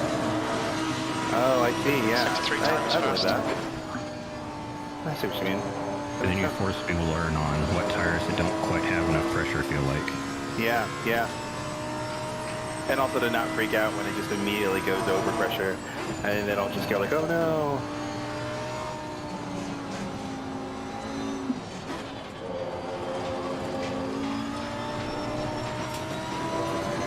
What I've kind of realized is if you start right at the edge of overpressure, then that means by the time the end of the race comes around, you're probably about where you need to be. Yeah, that's a good point.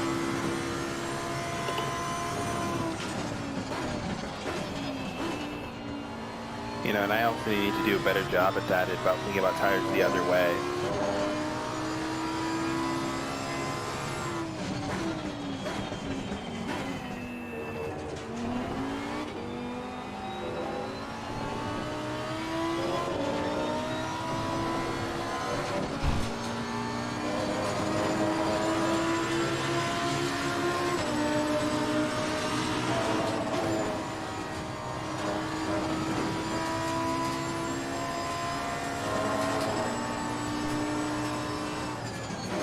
Yellow flag in sector 3.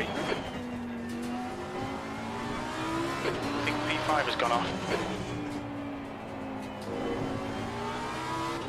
Sector 3 is clear. Sector 2 is 3.7 seconds off the pace.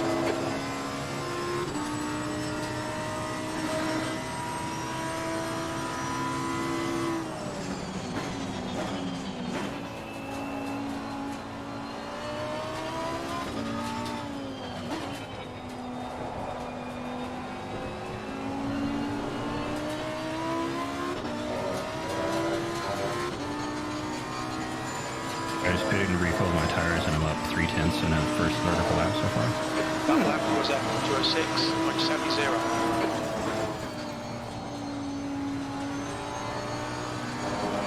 My first 209 there myself, or 206 there myself.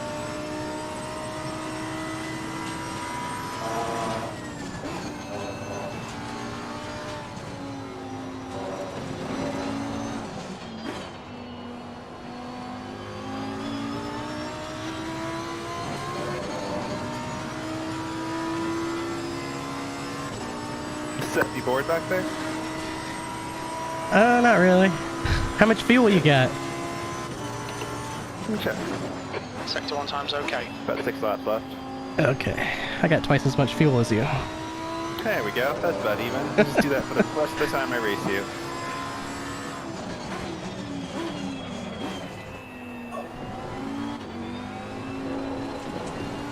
I was saying if we need a ballast test, we can. Yeah, we'll put a restrictor on them. We found we can do that. Delete this lap. You've cut the track.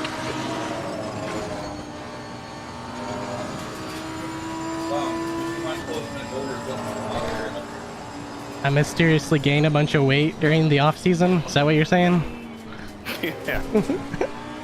Secret BOP.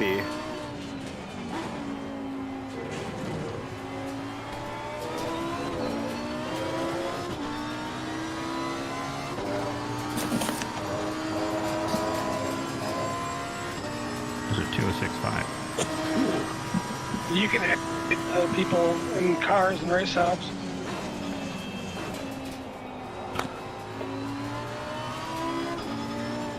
Just as a heads up, gentlemen, if your parents are older, please pay attention to them. Are everything okay? Yeah, he's fine. It's just my dad was out cutting the grass and got a little dehydrated, was sitting on the porch for a little while, came in, down to pick up a magazine, got a cramp. Oh no. My dad's 70 and he still gets on ladders and cuts stuff off of trees, and I'm like, you're old, please stop doing that. And he's like, no, it's fine, I can buy it. Like, if you fall though. Yeah, you'll be in pieces. Mm-hmm. Yeah, well, he's had 3 heart attacks in his life, a 5-way bypass, and his knee's been done, so. Ooh, that's the hospitals are not going to be where he's going to be again. Yeah. He's doing really well, but he overdoes it, so. Get it. You gotta live, though, man. You gotta live. Well, let's put it this way. 14 stairs and I was down in 3.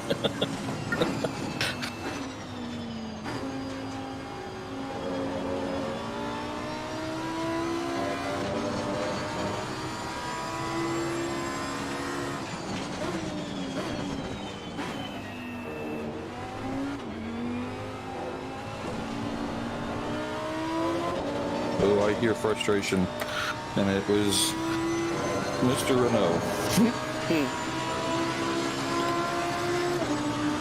Sector 3 is yellow. Anyway. I really feel like I have more of a fun handle of this track now, where it's like now I'm just, you know, sneaking around to find time, rather than like, I don't know where I'm going. Well, let's see. Emilio's doing well. Let's see. What's Mr. Belong done? I'm just doing some high fuel runs now. No, actually, this is not the bot you're looking for. Actually, you got a good time going there, Jeremy. Really, you do. You may not think so, but you're in the entry level. Let's put it that way, because we were all running weird fucking times to begin with. But the more time you spend, the better you'll get at it. Don't worry about it, man. Yeah, you're probably around a 209 right now, Jeremy. Somewhere around in there.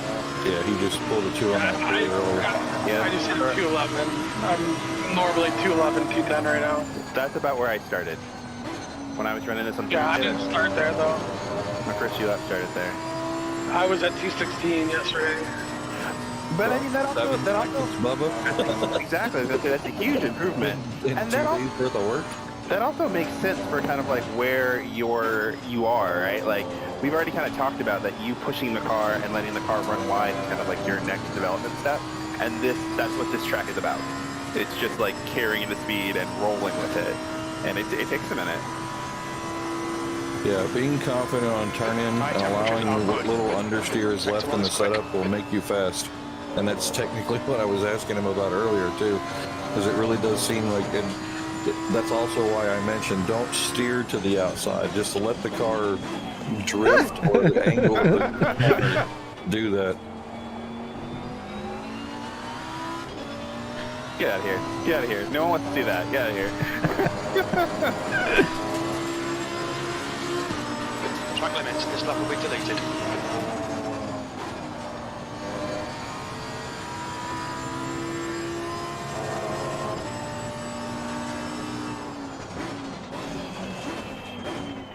So Tucker, have you done anything with your setup at all, or have you tried the one that we had downloaded in the chat, or not?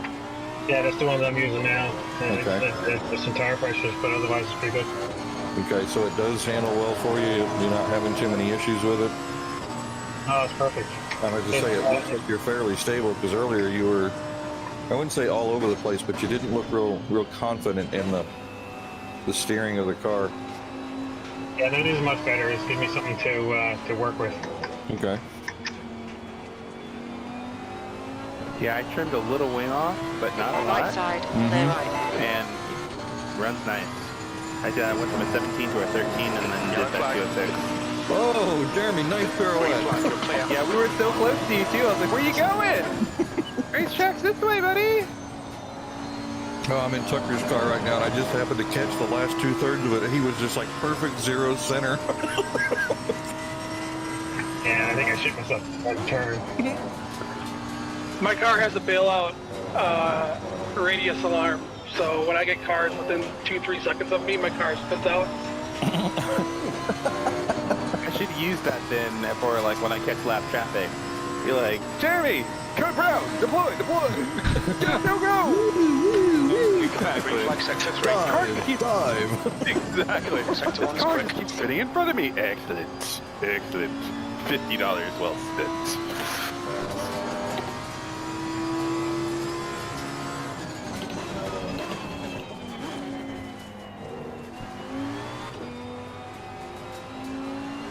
Yellow flag, stay sharp. I definitely wanted to go ask first, Azrin. You're clear, incident clear. Just watch for your car, right?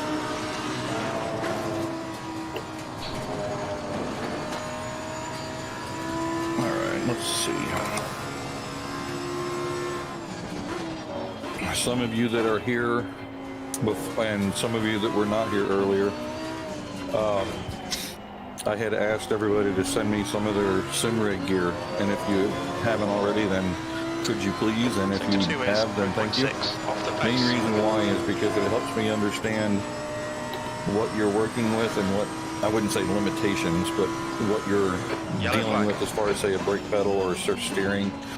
I'm seeing a number of you that don't appear to be very stable in your turn-ins, meaning you're not really setting the angle and holding it. Now, whether or not it's understeer or oversteer that's kind of creeping up on you, it's a little hard to tell, but sometimes, and I know somebody that has a base wheel, if you want to call it that. Not that the higher wheels are perfect, but I have seen somebody that has the base wheel and had it set up so that the centering portion of the wheel was not very effective. And he literally has to steer left and right, left and right, left and right in a straightaway to keep it straight.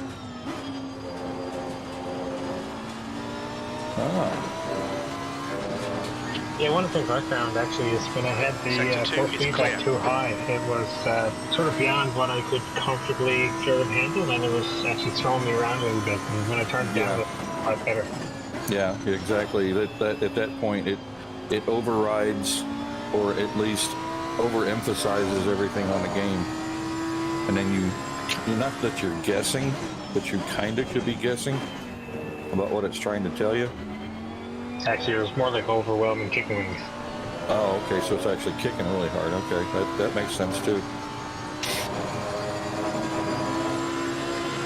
What kind of wheel was it? It's a CSL Elite.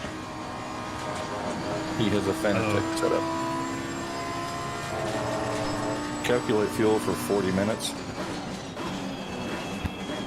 Enough. You should put enough in. No, that'll be 16 ounces of water. I was asking crew chief what the fuel load would be. For 40 minutes is 57 liters. So I'm figuring probably 50 will run 30 minutes. I would no, I would not suggest doing that. Really? I ran a practice versus AI with 58 liters and ended with like 3 liters left. Nice. What kind of times are you doing? 207s, 208s. That's not bad. That's not bad. Now, the only thing that with me, the timetable shows me to 210. That's where the calculation comes up wrong. Ooh. That's a little too rushed. I was following somebody earlier, and that's where my time got set. It's since the session got restarted, my time disappeared at 2:07 something, whatever it was. Yeah, I did a 2:06.5, but it was a dirty lap, and I was like, oh, okay. There's this like caramel. There's like this caramel colored car that all of a sudden I just want to race when I see it, and then I'm like forgetting about what the track limits say. Don't know who that guy is. Sector 1 time is good. I gotta run, guys. Thanks a million. This has been great. I feel like I'm a lot better than what I was in the beginning, which was nowhere. Thanks a lot. Cool. Remember, we are here, and the practice server is open all the time if you need time to get on track. Yeah, I've been taking advantage of it whenever I get a chance, and I'm hoping to be back here tomorrow, so we'll see how that works out. Well, it'll be an open practice, I'll be hanging out with it, so we're good to go. And one of the other things, if you want to practice and nobody else is on the server, like I said, if you set the AI, what kind of pace are you running around here? Shitty pace? 210. So probably set the AI to like 85, 85, and they should be around that speed around the track. Yeah, that's usually what I do. I do try racing against the AI to improve my racecraft in traffic, more than just hot lapping, right? Which helps me a lot actually when I'm racing around the track, and usually helps me get to the end without beating the crap out of myself.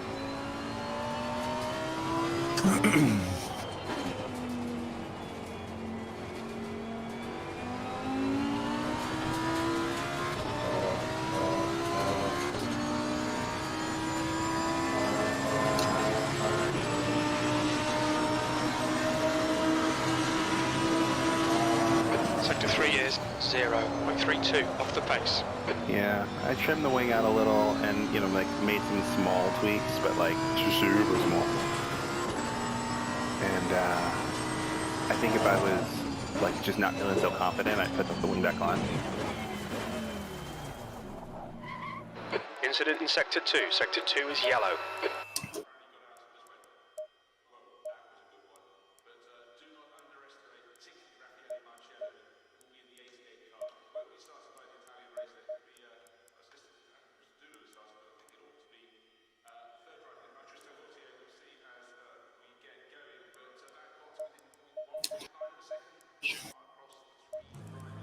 There he is. Now, another thing too, guys, remember, since we've put so much time into this, just, you know, looking and watching and trying and adjusting, you can kind of practice too long. So, yeah, I mean, putting laps in is a good thing. Just trying to get aggravated with it is not a good thing. I'm actually about to take a break pretty close myself for that reason. Like, I found 2 more seconds since yesterday, and so I'm like, I could take a bit of a break. If exit's clear, green flag, Sector 2. Use for some other stuff.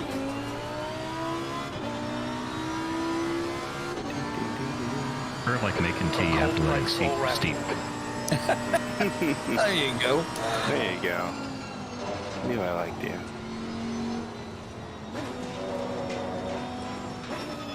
By the way, man, I appreciate all the admin help, getting the servers set, reset, and everything. Much appreciated. Yeah, that makes a big difference, bro. That way we can. I mean, you're pulling your weight on that end of it as far as the technical, and we're concentrating on helping the guys and getting ideas together along with you and Marcus. And I really do appreciate the guys that show up here and want to learn.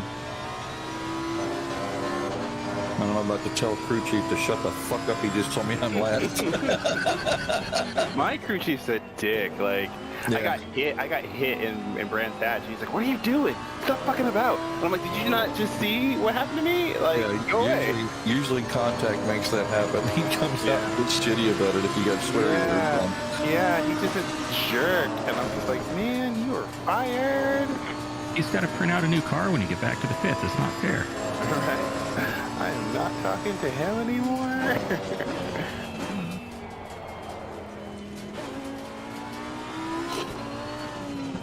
So Emilio, where you at, man? How you doing here? I'm still trying to find out the best braking points and such. Made some setup changes. Are you confident with it? A little bit of hesitation. Kind of. And he's like, what? Not quite. I wouldn't say yes, but I wouldn't say no. Well, let's call it partial. Come see goodbye. So I have a question for you guys. Do you guys take notes when you guys are doing track walks and kind of practicing? Nope. So I do, and it's a karting habit that I just never have broken. I have a bound notebook that I use. When I'm racing cars, I actually have like a setup sheet that I take copious notes in. But for like sim racing, I have a just a little open 7-page binder, and I'll take little notes of things that like I'll have remembered or areas on the track where I'm struggling, so I can come back to it. That way, I'm not just starting completely from scratch every single time I get behind the wheel. And I can be like, okay, I remember, here's where I was braking, this is where I'm kind of warming up, just kind of trying to know where I was. And then I can work my way into a particular part of the track. Because my brain is a terrible, terrible computer. It doesn't remember shit. And it either thinks I'm better than I am or way worse. So I write stuff down.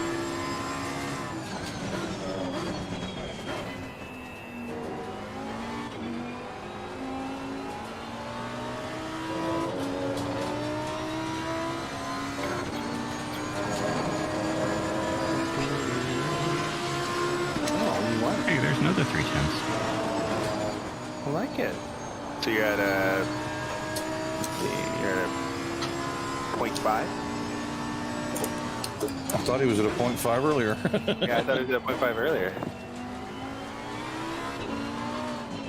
Yeah, I'm at a 0.5 now. I was at like a 0.2. Oh, good. Good.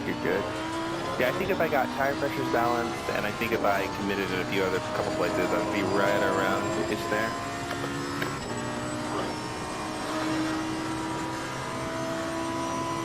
First time I lost it all, but I found it. So Seth, what would you say as far as the track? I mean, I know you're out there in the front right now and doing pretty good laps. What would you have to advise? Any tidbits? Review the track walk.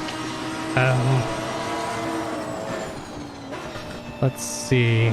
He kind of covered a lot of the things I was thinking about last night.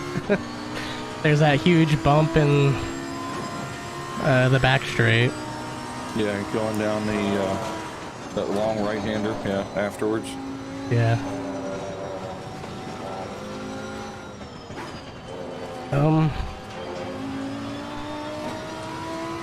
I think another thing I was doing too much into the fast right-handers was braking too hard. And so I think I might have been having just a small lockup that I couldn't really detect. And that's why, even though I was braking harder, I was still sliding out wide.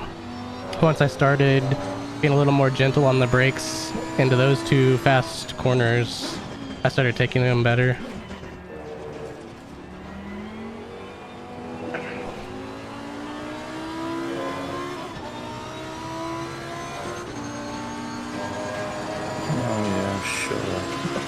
It's at the point where the couch they fell to. That's where I keep losing all the seconds.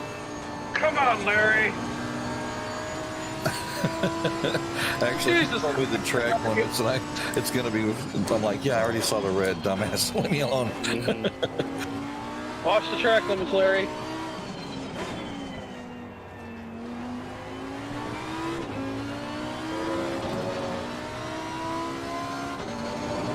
Sector 2 is 4.1 off the pace.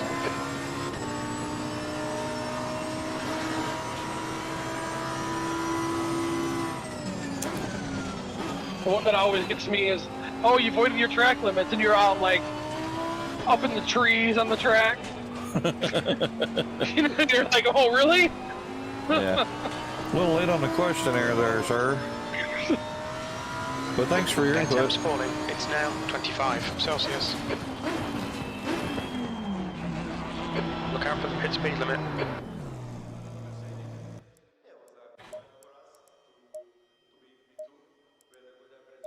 Wow.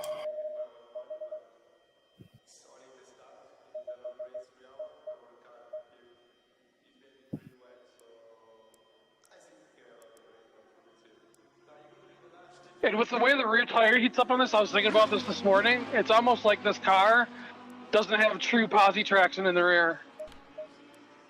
It's like the left rear spins more. Drive wheel, yeah. Is the drive wheel. Just because it's so heavily loaded around the corners.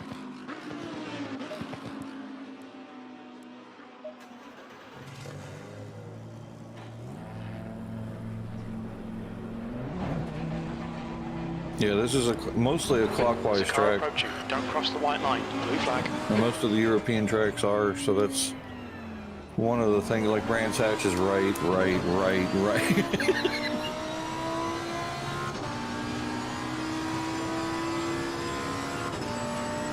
Yeah, come on. Everybody knows you got to drive fast and turn left sometimes.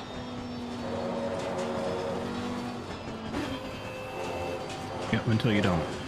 Until you don't. Exactly. Yeah. Until you don't.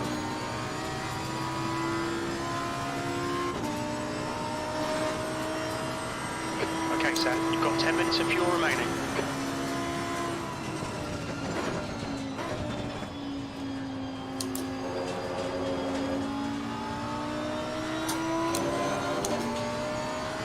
If I could actually get everything to hook up just right, I know I've got a Green flag, you're clear. I-205, but that's like everything would be just right for the whole lap.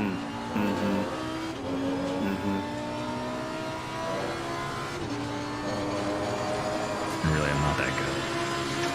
Any more laps?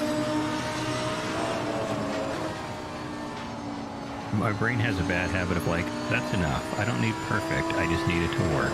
And Honestly, it's getting close to that point. That's really what we're shooting for. Yeah, honestly, I race better when I get to that point, right? So, like, when I get to that point where I'm in the window, where it's like I'm within half a second, maybe 7/10 of the pole man, I'm like, just drive now, right? You've got the pace in the bucket. You're doing mostly what the guy with you is doing. Maybe, you know, a little tenth here and a little tenth there, but you're mostly there, just racing. And then once we start racing, I'll pick up extra time, and I'm like, oh, okay, who cares? I'm not worried about it anymore. You know, my big question is, like, will he out-racecraft me? Because he's got so much speed, I can't do anything about it. And if he can't do that, and I can even just keep him in my visual, even if he's a little bit ahead of me, it's fine. It's fine. I'm good if I can just keep the pace car in front of me. I'll be all right.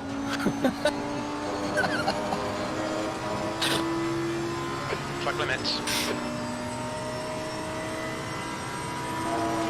I also feel like I know the track corners now because of this track. Green flag, sector 2.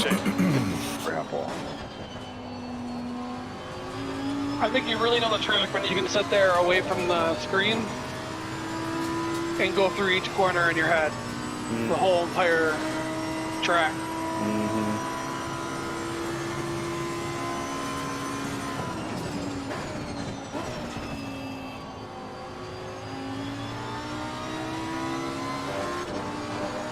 But then again, I'm slightly weird, so...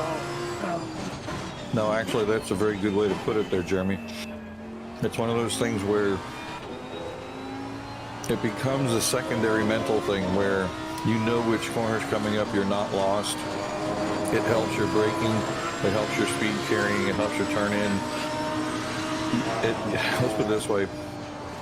I've driven on the North Life before as far as in games, and you get to the point where you're just kind of cruising along and it's like, what was that last section? Right. But you're just kind of ripping through it, and you just don't remember it was there, but you did it, and it was fine, and you weren't in the grass, and you weren't up against the wall, so everything's fine. Green flag, all clear. Well, and I mean, the other thing is, too, is if you can do that, then you can visualize the track without having to be behind the wheel. And that way, when you need to make an adjustment, it's a little easier, because, you know, it's at a point now that at least when I make a mistake, I'm like, okay, I know where I made that mistake, I can fix it. Rather than when I come back around being like, oh my god, I'm here again. Oh, what is this place? Well, when I took the different motorcycle stuff when I was riding bikes, one of the things that they sort of taught you is you have $10 to pay attention. And the more you practice stuff, the less stuff costs. And Sector 2 is clear. It gives you more budget to pay attention to other things. Mm-hmm. I like that. My budget is very sand heavy. Well, for you, I think because you're free. Well, it's one of those, as you're early in learning the track and learning the car, you're spending probably $8 of your dollars on that. Right. You don't have any extra budget to pay attention to anything else. I think that's also where it's helpful.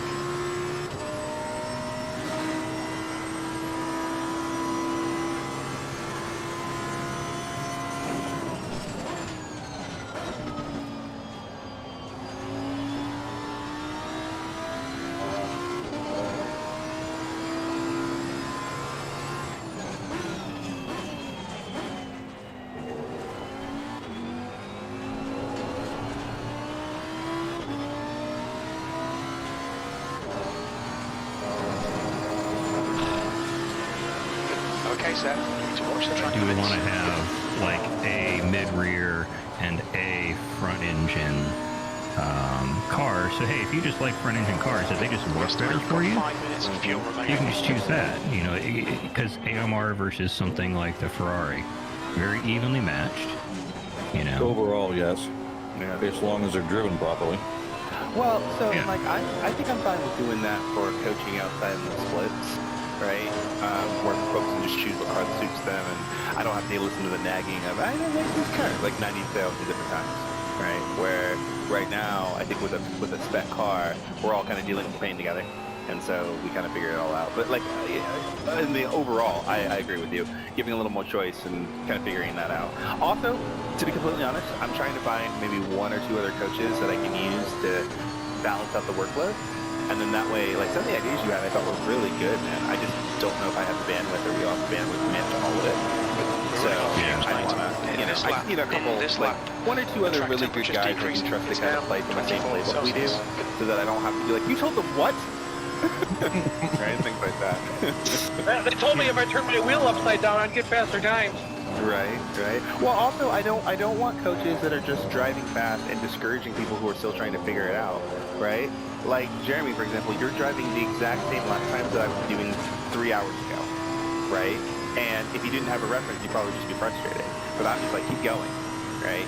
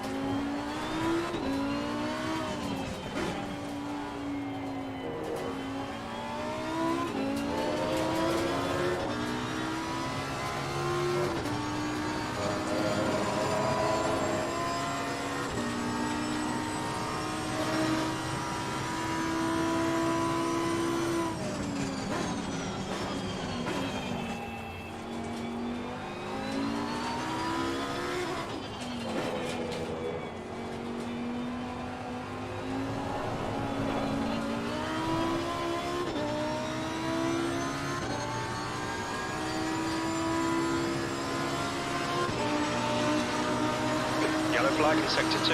That lap was after a 6. So weight's in a different place, but a car is still a car, still a car, still a car. Binned it. Right, but like Larry says, for this car, you always have to be on the accelerator. Most of the other cars are not like that on corners. There's a lot of corners you want to take in a slight drift without any throttle, because if you do it in those cars and you put any bit of throttle on that, the car's going to spin. Right, but also those cars do have a huge aero load. So even if you drive the some of the GT4s with the way that they're balanced, you still get used to being able to feel comfortable keeping the car underneath you, so you don't have that weird mid-lift thing. Like a lot of folks don't even notice it's a thing you can do. So they spin out in cars because they don't understand they have a lift-off oversteer problem. This car does that a lot. So once you learn to not do it, it makes the other cars stupid easy to drive. It's like you have a big bib on when you're driving. Push now. Sector 2 is clear. We've got 10 minutes of fuel Well, remaining. that's one of the things I was bouncing around my head is like have an intermediate house of practice that is sort of what the next thing is with sort of the more spec style AB steps into GT3. Well, so I agree with you. What I'd like to see is like an intermediate house of practice where folks can choose their own car, and then we can talk about specific cars' preferences, right? Because then it's like, okay, I know everyone can drive the rookie class car, and they kind of understand the methodology of how to approach the track, and they're not 9 seconds off the fast guy time and telling me this car handles different, right? Now we're in a window area where I can be like, okay, now let's talk about how to get the most out of your Aston or your Ferrari or your McLaren or whatever. And I can find coaches who are good in that particular car, and we can work on that particular car.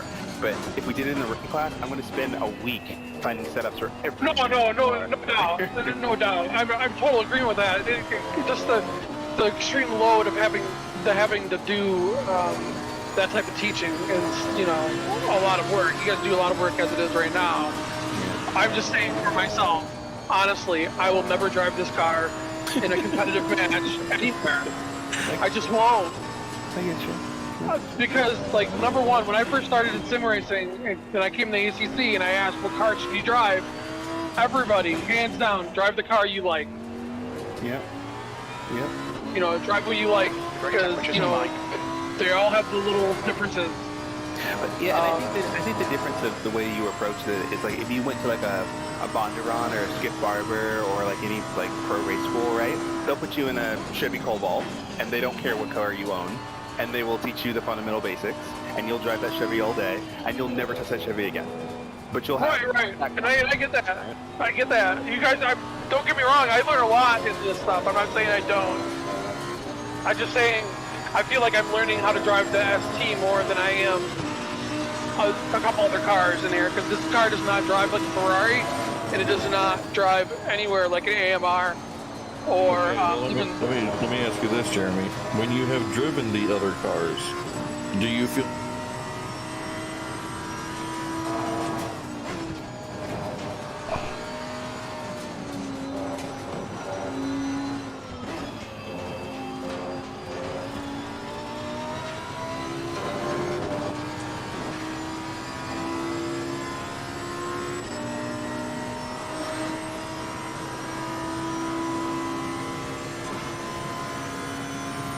Sector 1 is quick.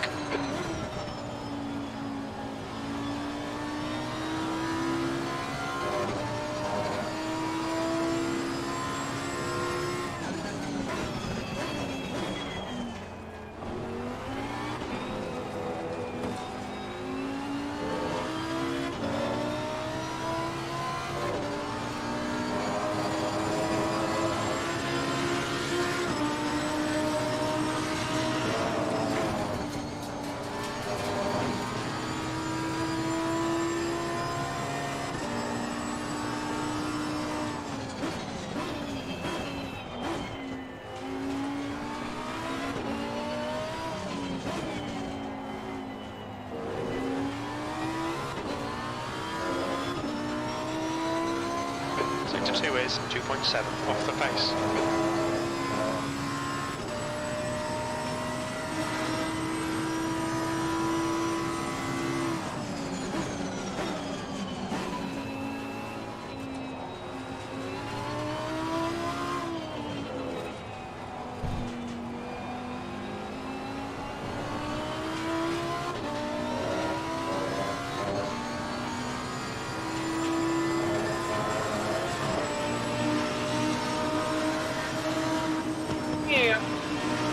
Somebody in a Lamborghini as compared to passing somebody in AMR is different. It feels different to me. For whatever reason, it just does. Yeah, just because of the confidence factor of the car. I'm more confident in the AMR. Yeah, than I am in this car. But like, listen to the subconscious programming you're telling your brain, right? Like, what you're telling your brain is when you're in the Lamborghini, it's going to be harder. So your brain is not ready for that adjustment. Over time, as you get more seat time in the car, 20 minutes remaining. You've got 20 minutes racing, left. if everyone's racing the same thing, everyone's dealing with the same struggle. So you've got the same chance, right? And that's where you have to just prep your brain to be like, I'm just going to go in, I'm going to learn this thing, I'm going to get it underneath me, and then when I jump back into my car, I know I can just dive on these people. Like, it'll be fine. Right, but as Larry can tell you, I'm a very special snowflake. I'm different than everybody. I know, and like, I love you for it. But like, in the 15 years of coaching and the 12 years of consulting with clients way more sensitive than you, I will just tell you to deal with it. Like, deal with it, and it will get better. Oh yeah. Out of your own head, Jeremy. Yeah, get out of your own head, deal with it, and it will get better. Well, you know. I've been trying to do that for 44 years of my life, guys. You know, it'll turn 45 on Thursday, so happy birthday, by the way. What you're telling me, by the way, is like, I don't play basketball well in Reeboks, but I play basketball well in Adidas. And if I only have my Reeboks, that actually makes the basket. Oh no, I need first All-Stars. I can't. Like, okay, yeah, exactly. You get my point, right? Like, if I had my special shoes or lucky underwear, then I'd actually make the basket. Yeah, that's not the problem we're having. Yeah, my underwear. I knew I forgot something this morning. Right? Like, I've had all forms of the racer excuses, and I've given most of them, so I know them when I see them. I'm just like, dude, get back in the car, go drive again. Well, and one of the things I really like with this is at least for me, because I like fiddling with the suspensions, is it forces you to really pay attention to the changer. Very, very close look at what the car is doing. And at this point, it's like, I know, like, okay, well, this is oversteering out of the corner, so I just need to add a little bit of front spring, and that's going to fix it, you know, or when I'm off throttle, it's over rotating. Okay, well, I need to fiddle with the diff a little bit. What's helpful for me is, like, I am awful with car setup, and so it's really good to hear other people have the same problems that I'm having when we're all working on a joint problem, because half the time I'm like, man, this car won't turn, I must suck, and then 4 of us are like, man, this car doesn't turn here. I'm like, yes! Ha! Not my problem. Woo! What do we do to fix it? Good. So, I get you. But I mean, Jeremy, I do hear what you're saying. I just only mildly empathize and kind of tell you to deal with it. So, you know. No, I get from your side. I'm just giving my opinion, and you know, opinions are like assholes. Everybody's got one. Well, yeah, I mean, it's more about like the practicality of the whole thing, right? Because like Mike Smith and I were talking about this for a long time. He was getting frustrated that like coaches were helping and people were just trying to change the car, and I was like, well, honestly, I think if everybody was at the same speed and we wanted to change the car, I would be more sensitive to it because everyone's getting a similar experience. But you know, when the folks who are wanting to change the car are also the folks who are in the back that we're trying to help, let me just spend more time with them and let me help them. And then they'll get a chance to have a better point of comparison before they start making changes. Right? It's really easy to hate something the first time you do it and just never want to do it again. Do it 50 times and then see if you still hate it.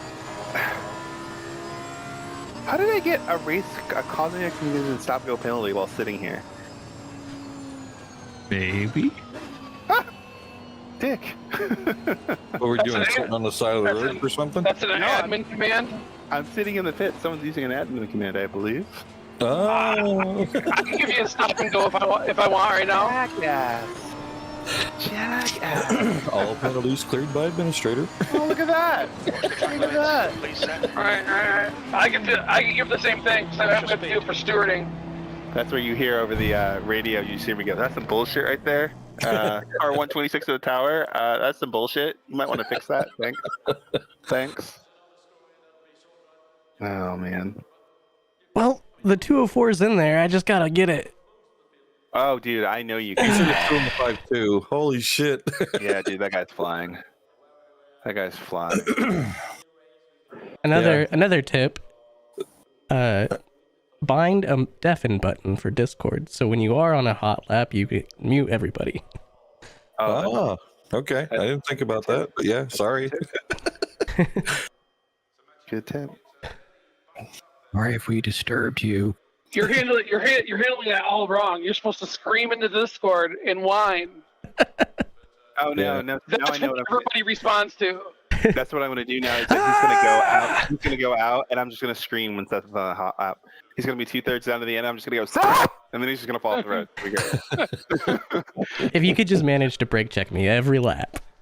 Oh, dude, I did that 3 times to you on purpose for fun. Like, I was like, dude, he's flying. Let me fix this. This time it's going to be too fast. Stop! Bye.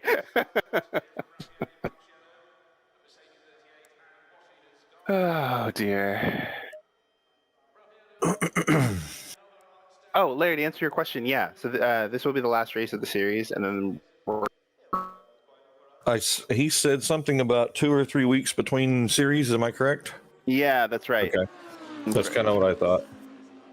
Yep. And it's funny because like I was chatting with Brian because his sense of humor is weird, and so sometimes like I take him seriously when he was joking because we set up how we wanted the races done, and he was like, "Really?" And I'm like, "Did you not read the paragraph I sent you?" And he's like, "No, I saw that." He said, "Yeah, we had like a 20-minute conversation about it." He's like, "I was joking." I'm like, "How from the words you wrote could I understand that?" That's yeah, there was no smiley face or nothing. Yeah, no smiley face, no sarcasm, wink, like nothing. Just like, are we really doing that? How else am I supposed to interpret those 4 words? And it's like, well, you're not supposed to read minds. I'm like, that's not the point. Yeah, exactly. Not the point. But yeah, the thing is too is like once we I think have enough. I need to get a sense for how many folks are going to show up every season that are brand spanking new. Right. And then once I get a sense of how many rookies we get and how much help they'll generally need, we can start doing a little bit more with some of our existing folks who still want the help. Right. Because like I do want to do like an AMR only clinic. I do want to do like a how to make the 911 not kill you. Like I do want to do a lot of those. But I don't want to. The 911 stay out. Did you record today's session? Say again? Did you guys record today's session? Because what I'm thinking is, Marcus did. Yeah. To get you guys more people interested, you guys should really like market the Rookie League a little bit differently. Yeah. Well, hold on, I'm attacking a cat. Maybe a little bit harder, I guess. I don't know. Stop. Well, really, like if you think about it, there's not a lot to market, right? Like I do a little bit of promotion offline about it. I asked Mike too; he does too. Honestly, to flip that back around, all the other drivers getting the benefit could turn around and market the value they're getting out of it, and that would help me. So that'd be cool. But at the same time, once they get into the Discord, they just see the conversation and they get started, right? I've been asking other drivers like, if you've gotten value out of any of our coaching, tell your friends. Right? Because I'm just one guy. You guys are 50 guys. So, yeah. All right. Well, I tell people, but a lot of people forget. Yeah. Well, so just as a for instance, too, isn't SimRacing604 invite only at this point? Because to get in the Discord, it is. Yeah, to get in the Discord, it is. Yeah. Yeah, to get in the Discord, it is. Just it. I think. I got the invite to SimRacing604 not too long ago, just before we started this. I had already been into SimRacing.gp prior to that, and then I got hooked up with the other league for a little while. And when I got the SimRacing604, I had seen it. I looked through it, watched it, read it. And then had the issues that were building in the other league, and I just said, "Screw it, I'm done." I came over here. So, at least, like I had looked at the SimRacing.gp roster, and there were 38 cars or 40 cars, something like that, that were set up for Brands Hatch. Now, granted, you can figure 10-15% might not show for whatever reason, just as a round number. Yep. But even at that point, there's still 25 or 30 cars. Okay. And just today we had how many? What was it? 12. So let's call it half the field, give or take. Yeah, we had about half of everybody. So if nothing else, I call that a win. Yeah, because at least somebody showed up and we can give you guys a walkthrough. Now, this walkthrough thing that we recorded is a bit of a test, and like everybody else has a... Alright guys, we've been streaming for nearly 3 hours now and things are winding down, so I'm going to go ahead and stop the stream. So if anyone, if you enjoyed it, feel free to subscribe, leave a like, do the thing, comment,